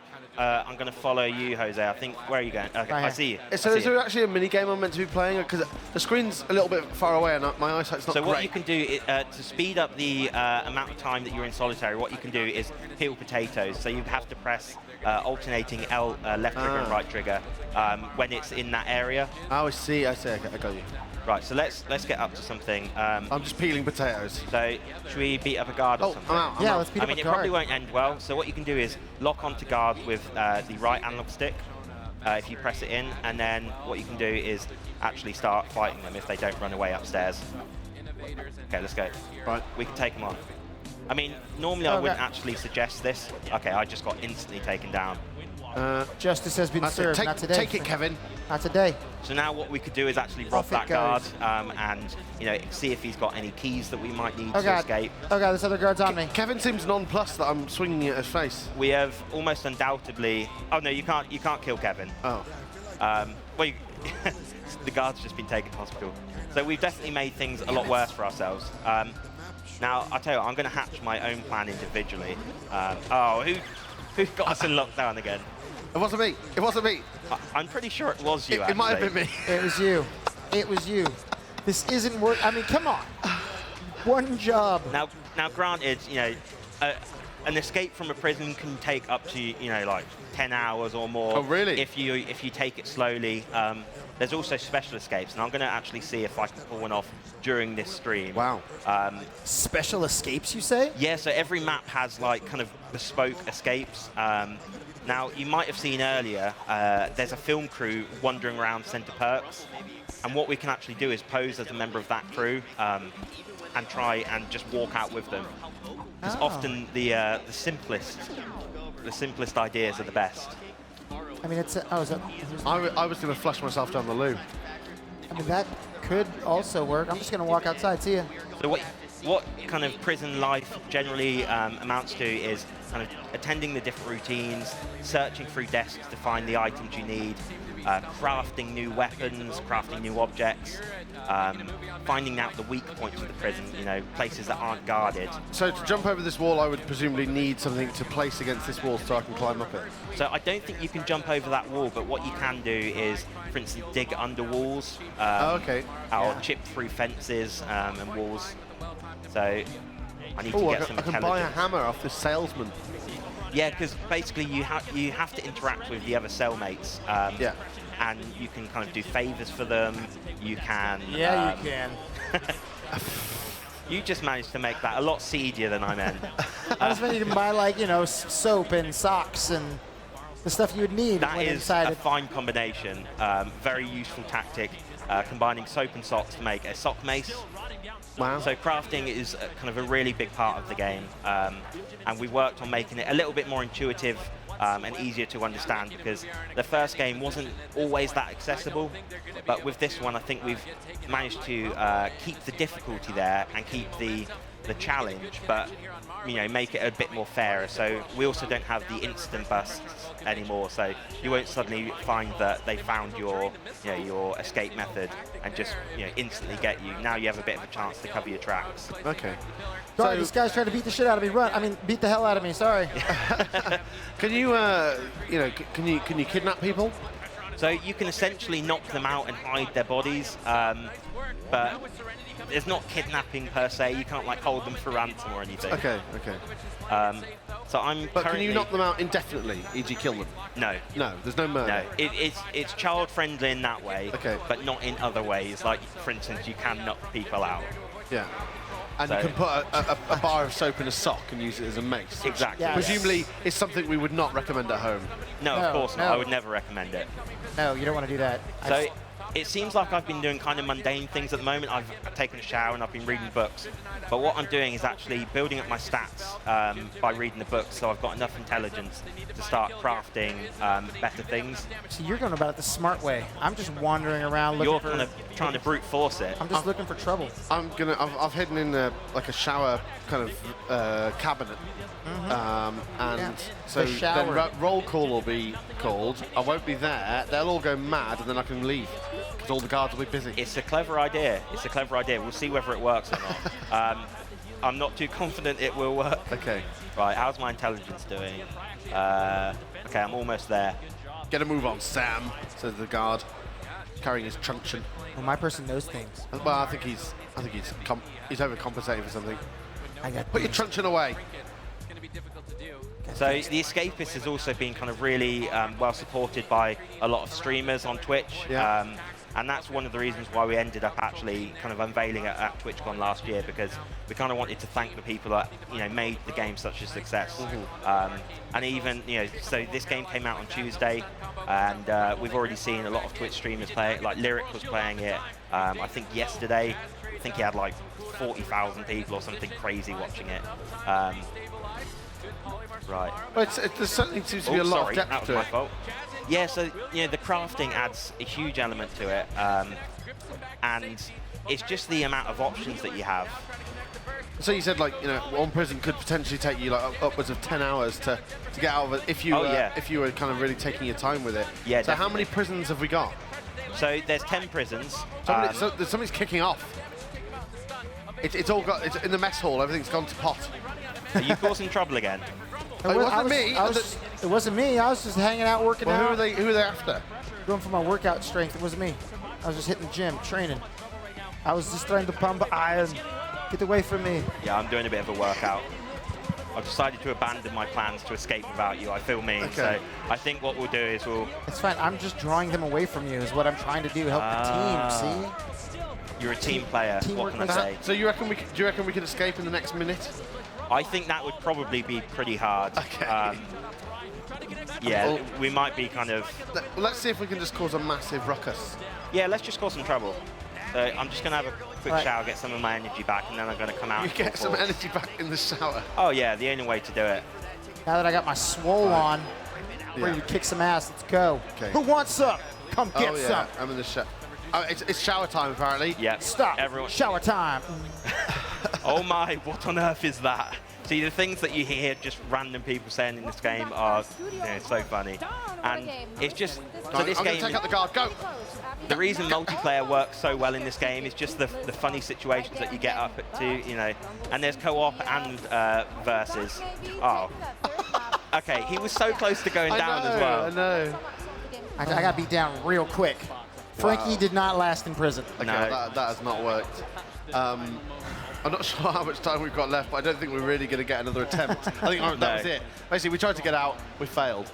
But we had some fun times whilst we were doing it. We did have some fun times. I love the little kind of top-down art style. Reminds me of some of the kind of 90s games as well, and it's just... You almost feel nostalgic, and I haven't even played it, so that's kind of a nice feeling you get from it. And I'm going to take a selfish moment just to say a massive thank you to the dev team that have been working so hard on this, because they've really poured their heart into this, and I think it kind of shows. They've done an incredible job. I'm really proud of it. I think it's awesome. Oh yeah, I'm looking forward to giving it a go. It wasn't really on my radar, but it certainly is now. Cool. So thank you very much, guys. We can try to break out of prison together. We can be the two escapists, the two angry escapists. What about me? Well, no, you already know how to do it, Dan. You already know. I can teach you so much. You can join. We can. I guess we can invite the other angry one. All right. Well, we'll discuss it. We'll discuss it later. Cool. Around the showers. We're going to go to a short break. Thank you very, very much. Is there a short break, guys? Yeah, there's a short break. I think there is. Yeah. I think it's going to be... Was it incredibly short and we've just missed it? Maybe it was a micro break. It's going to be like, you have to say it with more inflection. It's got to be like, we're going to a break right after this. And see, and then they cut to break. But you got to do it because you're in the chair. Okay. So let's give it a try. You got this one. Okay. So again, The Escapist 2, out today. It's out now, right? It's already out, yes. That's what I mean. It's out today. But Escapist 2, out today. We're going to go for a short break. You escape out of prison. Goodbye. Many possibilities for me to get in there with my friends and start playing it. Yeah, I'm gonna have to get out of prison.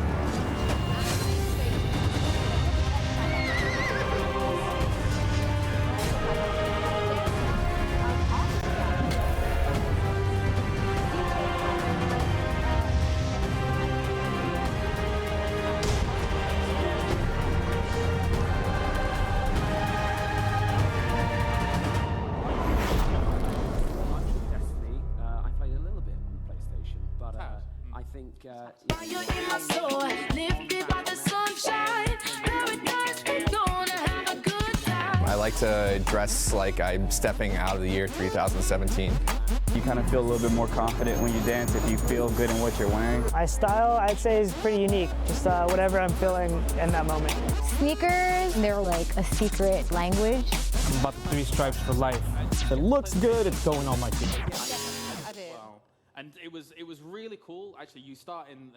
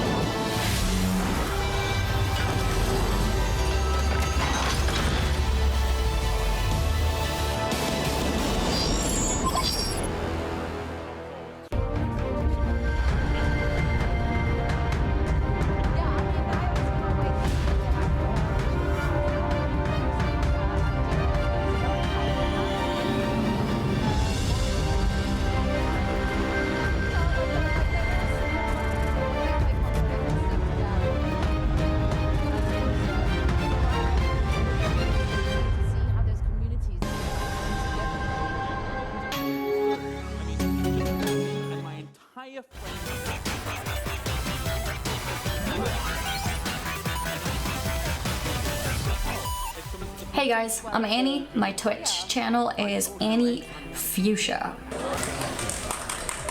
I started streaming on Twitch during the summer of 2014, so just about 3 years ago. I was taking a break from my university studies and was convinced by friends to share some of my gameplay on this platform called Twitch. I didn't know much about Twitch at the time. I also started going to conventions. I saw the Twitch lounges that only partners could access. I heard of the Twitch parties. All these things sounded so exciting. I decided that, hey, one day I'm gonna be a Twitch partner. The day I got partnered, I was so excited. It happened on Christmas Day. It was the best Christmas present ever.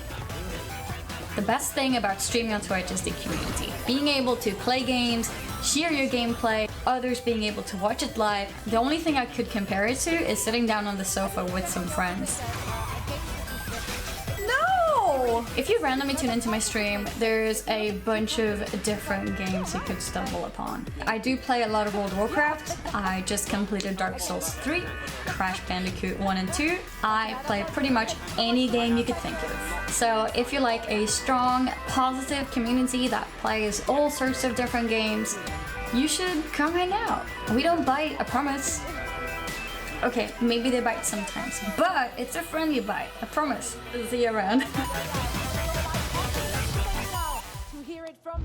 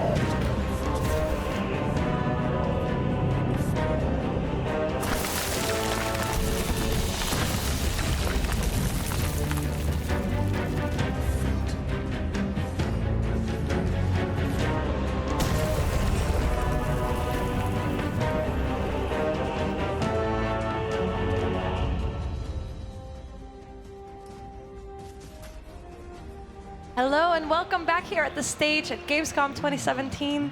I am joined by the lovely Pal. Hey, hello. I'm joined by the lovely Shana. Is it ever gonna stop? Nope. We have Christian, welcome. And we also have Christian, welcome.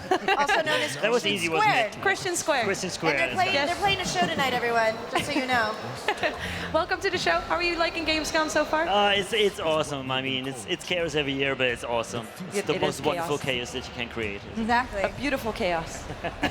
So you are here to talk about Dungeons 3. Yeah, Dungeons is our very own series, and it's our very own take on the whole dungeon management simulation stuff. And it's actually, the defining factor is that in this game, as opposed to many other dungeon simulations games, you can actually go to the overworld and evilify it. Right? Ooh, so there is some evil. Well, you are the ultimate evil. And after all, like, you are the personification of evil, and you I build like up it your already. well, yeah. And you build up your dungeon, like Chris is already doing here a little bit. We prepared like a small save game where you can see a lot of the rooms that we have in the game already. Let's take a look. Yeah, so basically you have your dungeon heart, which is the source of your power, and once the heroes come in, like the humans and dwarves and elves and all the fairy tale stuff that you have out there, they come into your dungeon and they want to destroy it because, well, they feel you're kind of evil. How rude. And if they destroy your dungeon heart, you lose, so you better well protect it. You better well protect it. So, Christian. so what It's you like do a- is like you hire creatures, and the creatures fight for you and defend your dungeon, and in the end also destroy the overworld. But the creatures have certain needs. So in the beginning they only want gold and food, but as they level up they get different needs. So when the orcs level up bit by bit, they want beer. It's kind of understandable. I mean, isn't that's it? really Yes, yeah. understandable. I mean, I would want beer. Yeah, for well, I mean, we're a compensation. studio from Munich, so we needed to find an excuse to Some put German beer beer. into the game. Yeah. Like, so, yeah. So it's more than just a tower defense. It actually makes Yeah. you treat your characters really well. Give them beer. Absolutely, absolutely. And we want you to kind of grow accustomed to your creatures. They all have like randomly created names, and when they get perks, they get like surnames. So That's cool. at the Aw. first you will be called like Orkruk the Orc, but if he gets a certain perk, he will be called Orkruk the Hard to Kill or something like that. Oh, that is cool. Yeah, that's kind of like, so you will want to keep that in your dungeon and alive and well and kicking. So yeah, that's that. So. What we did, as opposed to the second game, like the second game was already really well received, but we looked at the comments on that and what was good, what was bad, what people wanted more. So one of the things I wanted more is like a much broader dungeon management gameplay. So we ramped that up a lot. So there's much more mechanics that work into each other. So in the second game, you needed to decide if you play the Horde faction, the Demon faction, or the Undead faction. In the third game now, all of these factions are combined in one, because the end of the second game was the ultimate evil, like unifying all of the evil factions in the world. And now you can play all of them, and you can decide which of these factions you actually want to Very do animated first. wheel too. It's beautiful. Yeah, yeah, So yeah. colorful. Yeah, it's My a very eyeballs are colorful. bleeding right now. You can't see it, but it's beautiful. I wouldn't have thought that you're really into like colors and stuff. No, I'm not really into color. Yeah, no, strange. not my thing.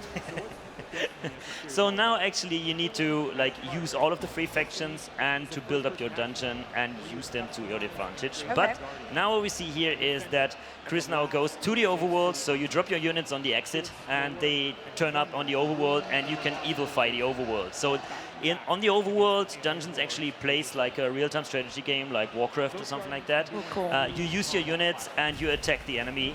What we see here is an island of good. It's kind of like a worship place for the humans and dwarves and elves.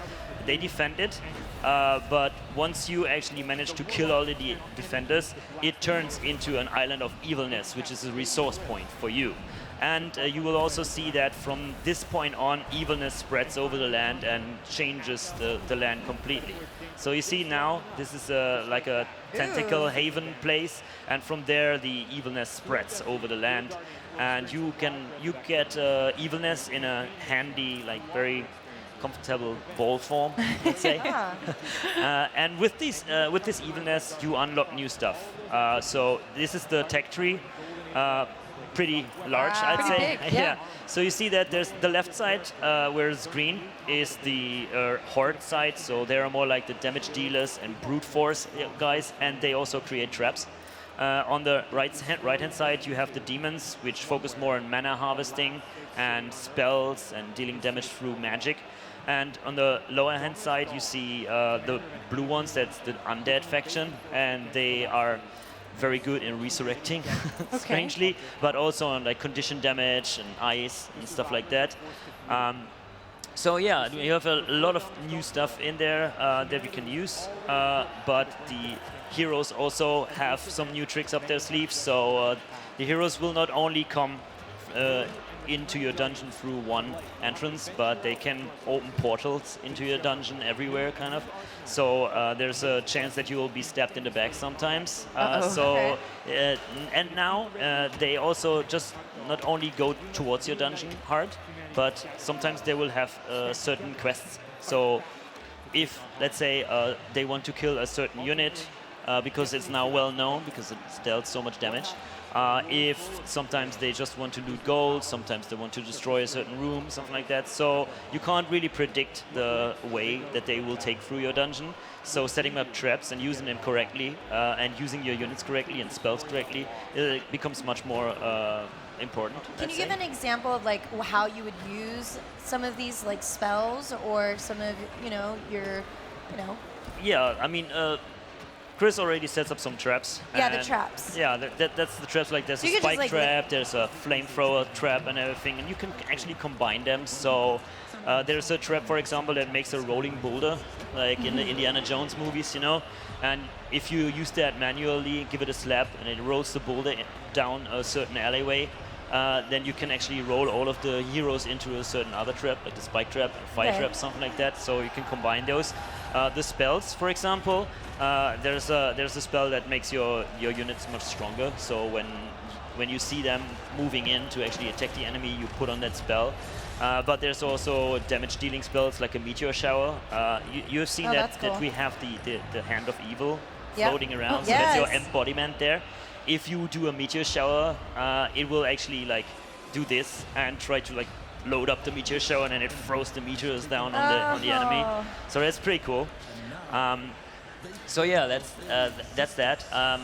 Bit by bit, you unlock more and more stuff. Actually. There is something I wanted to ask you, because Dungeons 1 and kind of 2 caused a little bit of uproar because people kind of wanted a sequel to Dungeon Keeper. Yeah, like the first game, we tried to combine more like the tower defense game with the dungeon management game, and there were a lot of people that loved that, but there are also a lot of people that thought that, well, this is not really like Dungeon Keeper. Like, what did you do in this game to kind of shut those people up or prove them wrong? Well, it's not shutting people up, it's more like listening to what people want. Like in the second game, we completely changed the system. We made it much more like a typical dungeon simulation game, and I think that worked pretty well. I mean, the it's a little reviews bit were great. of everything for everybody. Yeah. I mean, it is like the old dungeon management games, but then on top we have the RTS layer that actually brings like the cool fights and big battles and stuff like that. So that's cool. And what we did now is that we ramped up like the research and the building stuff, but we also ramped up in terms of content. So one remark on Dungeons 2 was that the campaign was too short. We had like 10 missions or something like that. Now we have over 20 missions. So we have double the content on the single player campaign side. But on top of that, we actually have skirmish and multiplayer mode as well. And what we did there is that for the first time in the series, maps in the skirmish and multiplayer mode are completely randomized. So they will be randomly created when you start a map. And it will be, every time you play the game, it will be completely different. And we also introduced co-op mode, so you can play the whole campaign, skirmish, and multiplayer with co-op. Can your friends then, if you want to defend your dungeon together, can your friends, for instance, be the demons and you be a different class? Or well, you have like all the classes in one faction now, but your friend can use the traps while you take care of the units or do the spells. He can actually also go outside while you defend the dungeon, stuff like that. Lots of shouting at each other over TeamSpeak. So yeah, that's kind of like what Dungeons is for you. Actually, this is coming out. The base dying. Yeah. Oh yeah, you see, like he's being attacked a lot. Maybe he won't even make it. So yeah, of course, as this grows and your dungeon grows, the heroes see that there's much more threat, so they send more and more units into your dungeon to kill you. So yeah, that becomes more and more difficult, but also you get more and more spells and units and stuff like that. So this game is coming up in October for PC, Mac, Linux, PS4 and Xbox One. Wow. So Lots of I think options it's to get it. the only one of its kind that is coming to consoles. That's awesome. Thank you so much for joining us here. Thanks for having me here. It was awesome, dude. All right, we're going to take a last look at the trailer of Dungeons 3. Es war einmal in einer verhängnisvollen Nacht. Da schlich jemand in eine geheimnisvolle Höhle. Mit Hilfe von Magie und einer stabilen Internetverbindung trat diese Person in Kontakt mit dem technikbegeisterten bösen Dungeon Lord. Doch dann, ein Diener des abwesenden Dungeon Lords nahm den Anruf an, als plötzlich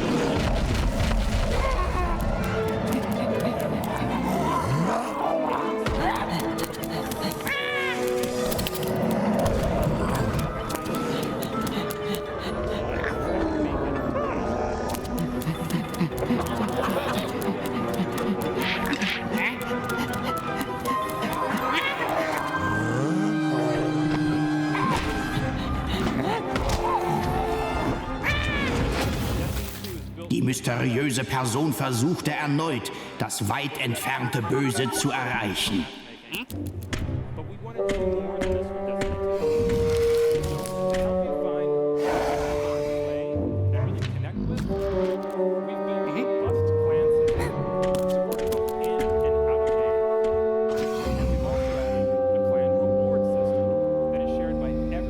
Kurze Zeit später war es vollbracht. Das überzeugende Böse hatte sie für sich und seine finsteren Pläne gewonnen. Als rechte Hand des Expansionspläne schmiedenden Bösen nahm sie ihren Platz ein.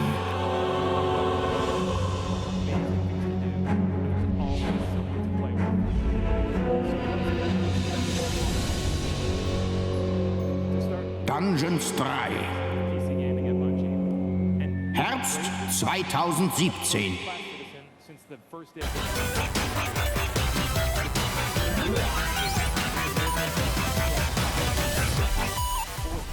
Hallo ihr Lieben, ich bin die Tinker und meinen Channel findet ihr hier auf Twitch auf Tinkerleo. Angefangen mit Twitch habe ich im Oktober 2014, also mittlerweile knapp 3 Jahre her. Die Zeit ist super schnell verflogen, es hat sich eine Menge getan. Angefangen habe ich damals so ein bisschen nebenher, habe sehr viel Hearthstone gespielt. Mittlerweile, fast 3 Jahre später, gibt es bei mir super viel Roleplay, Arma Roleplay, GTA Roleplay und ich konnte so ein bisschen meinen Traum verwirklichen und mein Hobby zum Beruf machen und das Ganze jetzt Fulltime zu machen, was wirklich mega viel Spaß macht und echt toll ist. Hearthstone gibt es nach wie vor so ab und an bei mir oder mal ein schicken Dinner in PUBG, eine Runde durch den Keller schwänzeln mit dem kleinen Isaac, neue Spiele ausprobieren, Kochstreams, kreative Streams, Sonntagmorgen Frühstücksstreams. Also ihr seht, alles irgendwie sehr bunt und wild durchmischt. Ja, bunt und wild durchmischt ist, glaube ich, auch meine Community, von jung bis alt, irgendwie alles dabei. Manchmal ein bisschen trollig, aber allesamt irgendwie ein bisschen durchgeknallt und verrückt, was mir sehr gut gefällt, weil es sehr gut zu mir passt und auf jeden Fall sehr lieb und ja, einfach eine sehr tolle Community.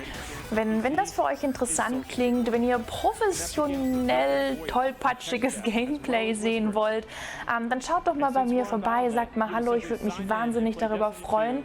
Wünsche euch jetzt noch ganz viel Spaß hier mit der Gamescom und sag vielleicht bis bald. Tschüss! Tune out a world of ordinary. Listen closely to what's left. The void. A A place where sound is never just noise. It's a competitive edge. A weapon in your arsenal. It's something you can never touch, but you can always feel. And this isn't like anything you've ever felt before.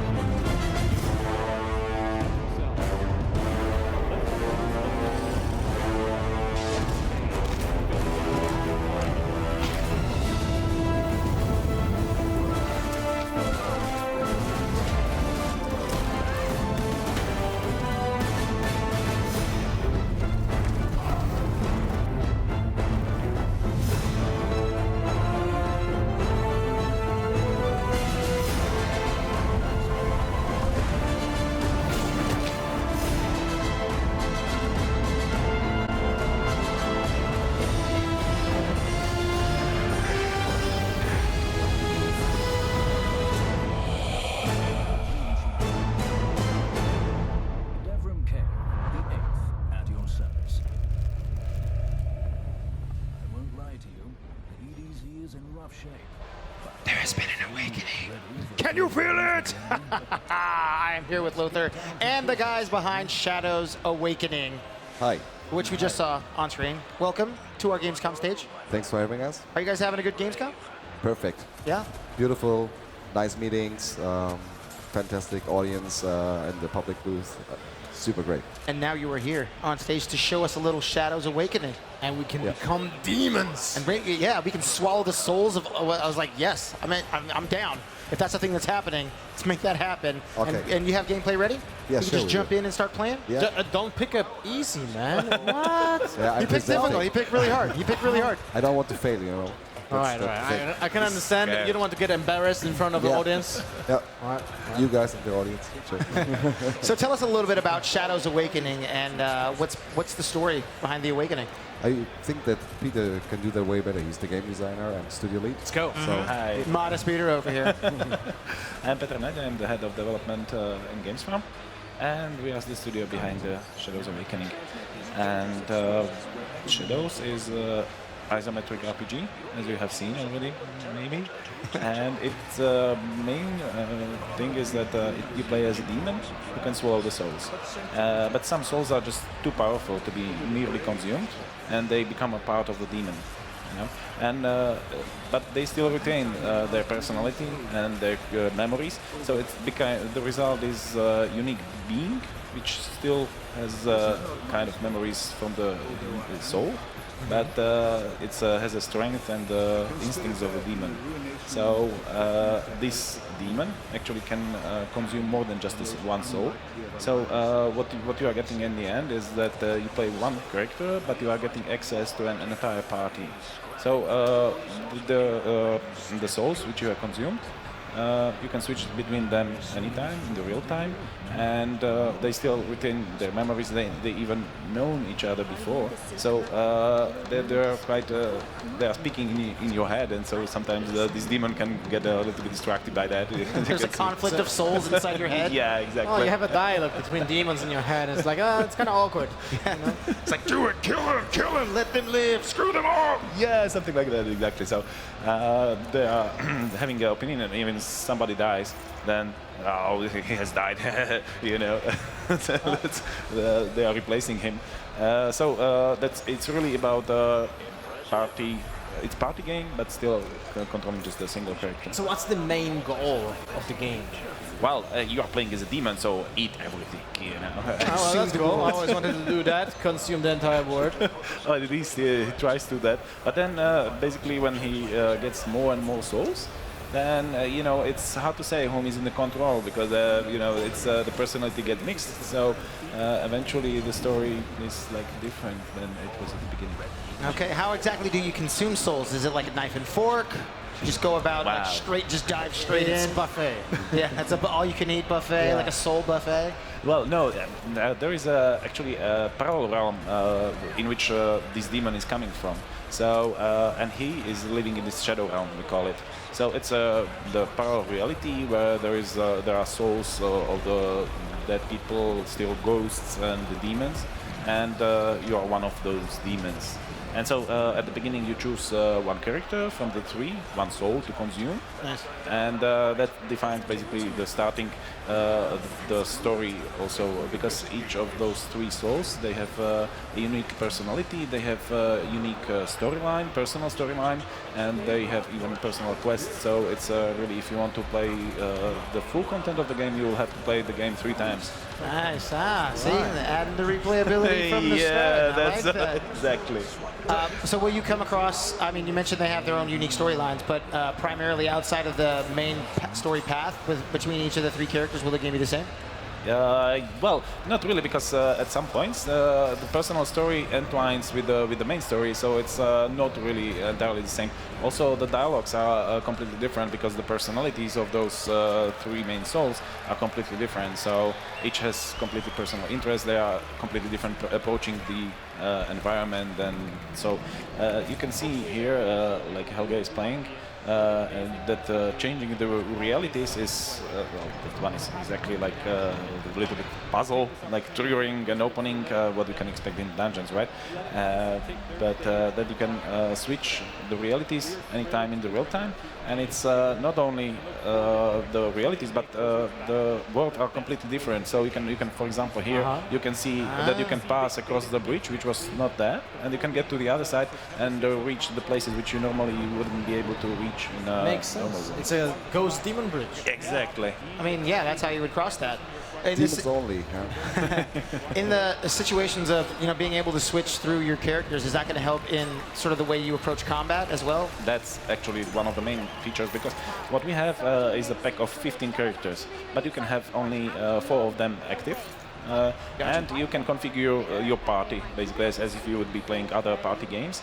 And each character is completely unique. So if you are playing kind of Dota or such games, then each is completely unique. And it's about the combinations of the character skills. So you can quickly switch between the characters, and basically what you are doing is trying to create a synergic effect as you do with such mobile games. And but instead of playing with your friends, you are playing yourself. So that's that has both benefits. An example, you can play a curse on someone, and then another character deals additional damage because that's the curse of something. Exactly. Wow, that's actually pretty cool. Yeah. I mean, especially with the fact that you have to choose which characters you want to bring with you on the party, and you're gonna have to try to figure out which characters conflict or combat better with each other. It's like utilize schizophrenia. I can show you something here. For example, that character Ishkai, he has an oil flask. So I'm throwing it here, and then I have Avia as the fire mage, and so I get additional damage, because they're covered in oil already. If they weren't, the damage would be way less, especially in boss fights. It can be quite helpful from time to time. We always try to get these, kind of support skills for some of those. Wow, that's pretty 14 consumable souls. And you have to understand that there are a lot of various enemies, and especially, for example, bosses. There are multiple stages, and you have to discover the weaknesses of your enemies, because not everything you can apply to anything. Because, for example, there is a fire mage, which is actually heavy resistant to the fire. So this combination actually won't work to him at all. So you will have to configure your party to challenge such an enemy, and you have to do it dynamically and tactically approach, each bigger combat. So is that going to be one of the goals for the game? Is, I mean, to instead of like stick with your 4 horsemen, like the guys that you want to ride with, you want people to sort of expand out and try the new characters? Exactly. To see? Okay. Exactly. That's the point. Because there are 15 characters, each of them has at least 6 active skills.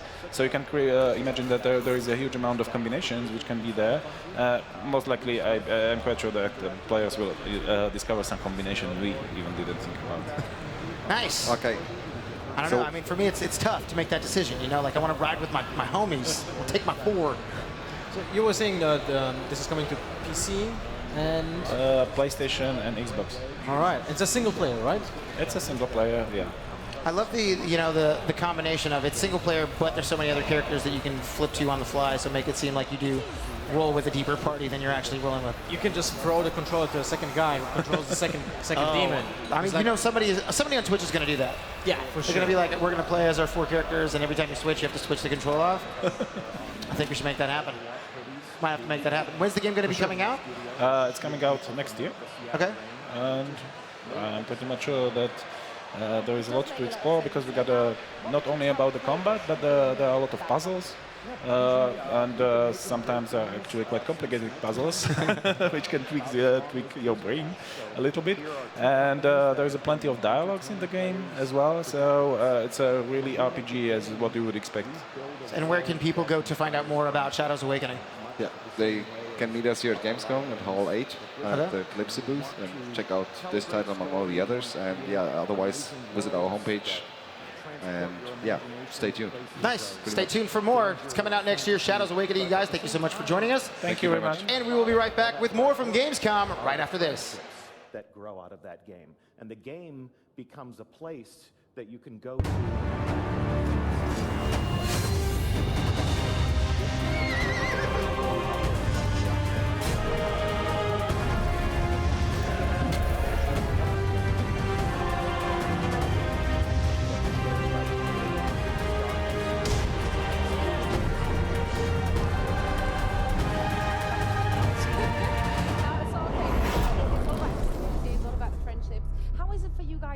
Welcome a new community into your own.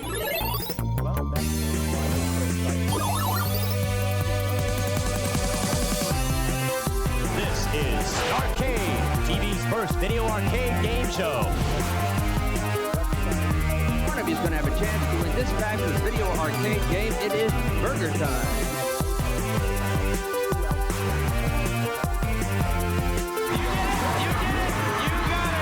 Let's play.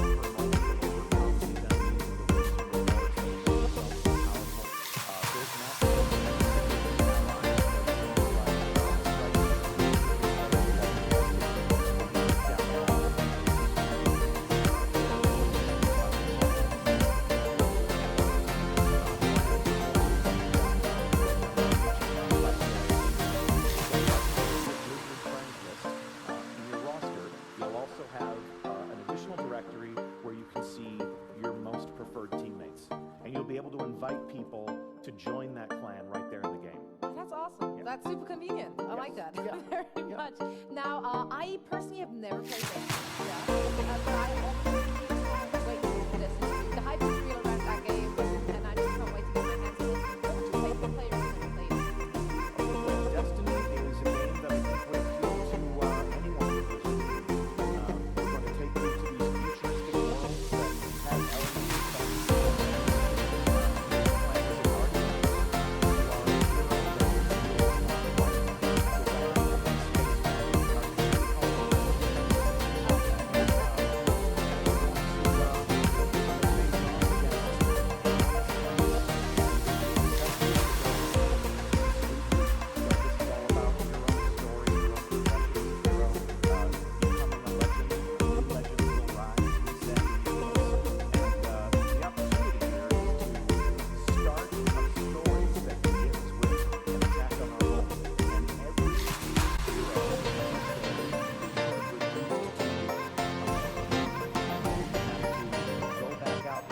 We're jumping straight to the fray with the favorite type of games for me, turn-based strategy games, and it will be Sword Legacy Omen with me, Danny, and Adam, by the way. So Danny, how is it going, man?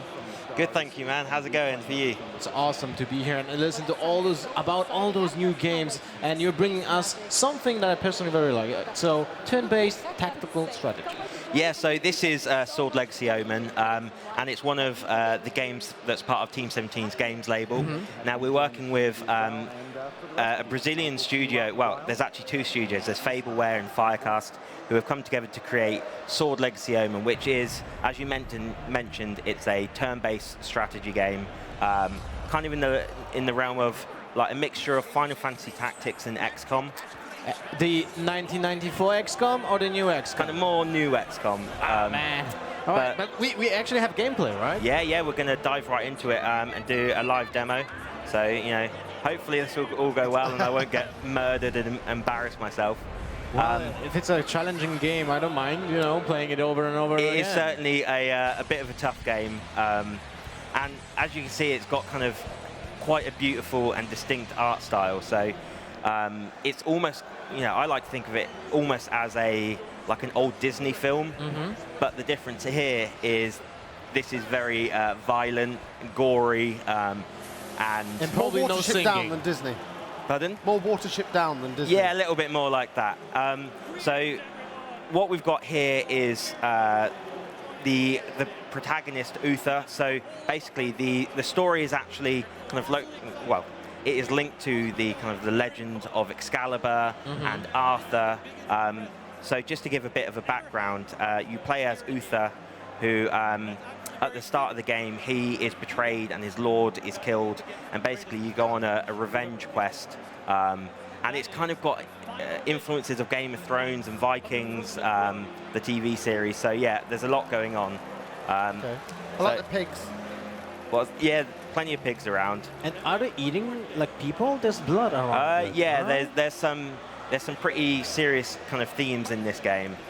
So we've got, tell you what, talk about it being a live demo, some technical issues at the moment.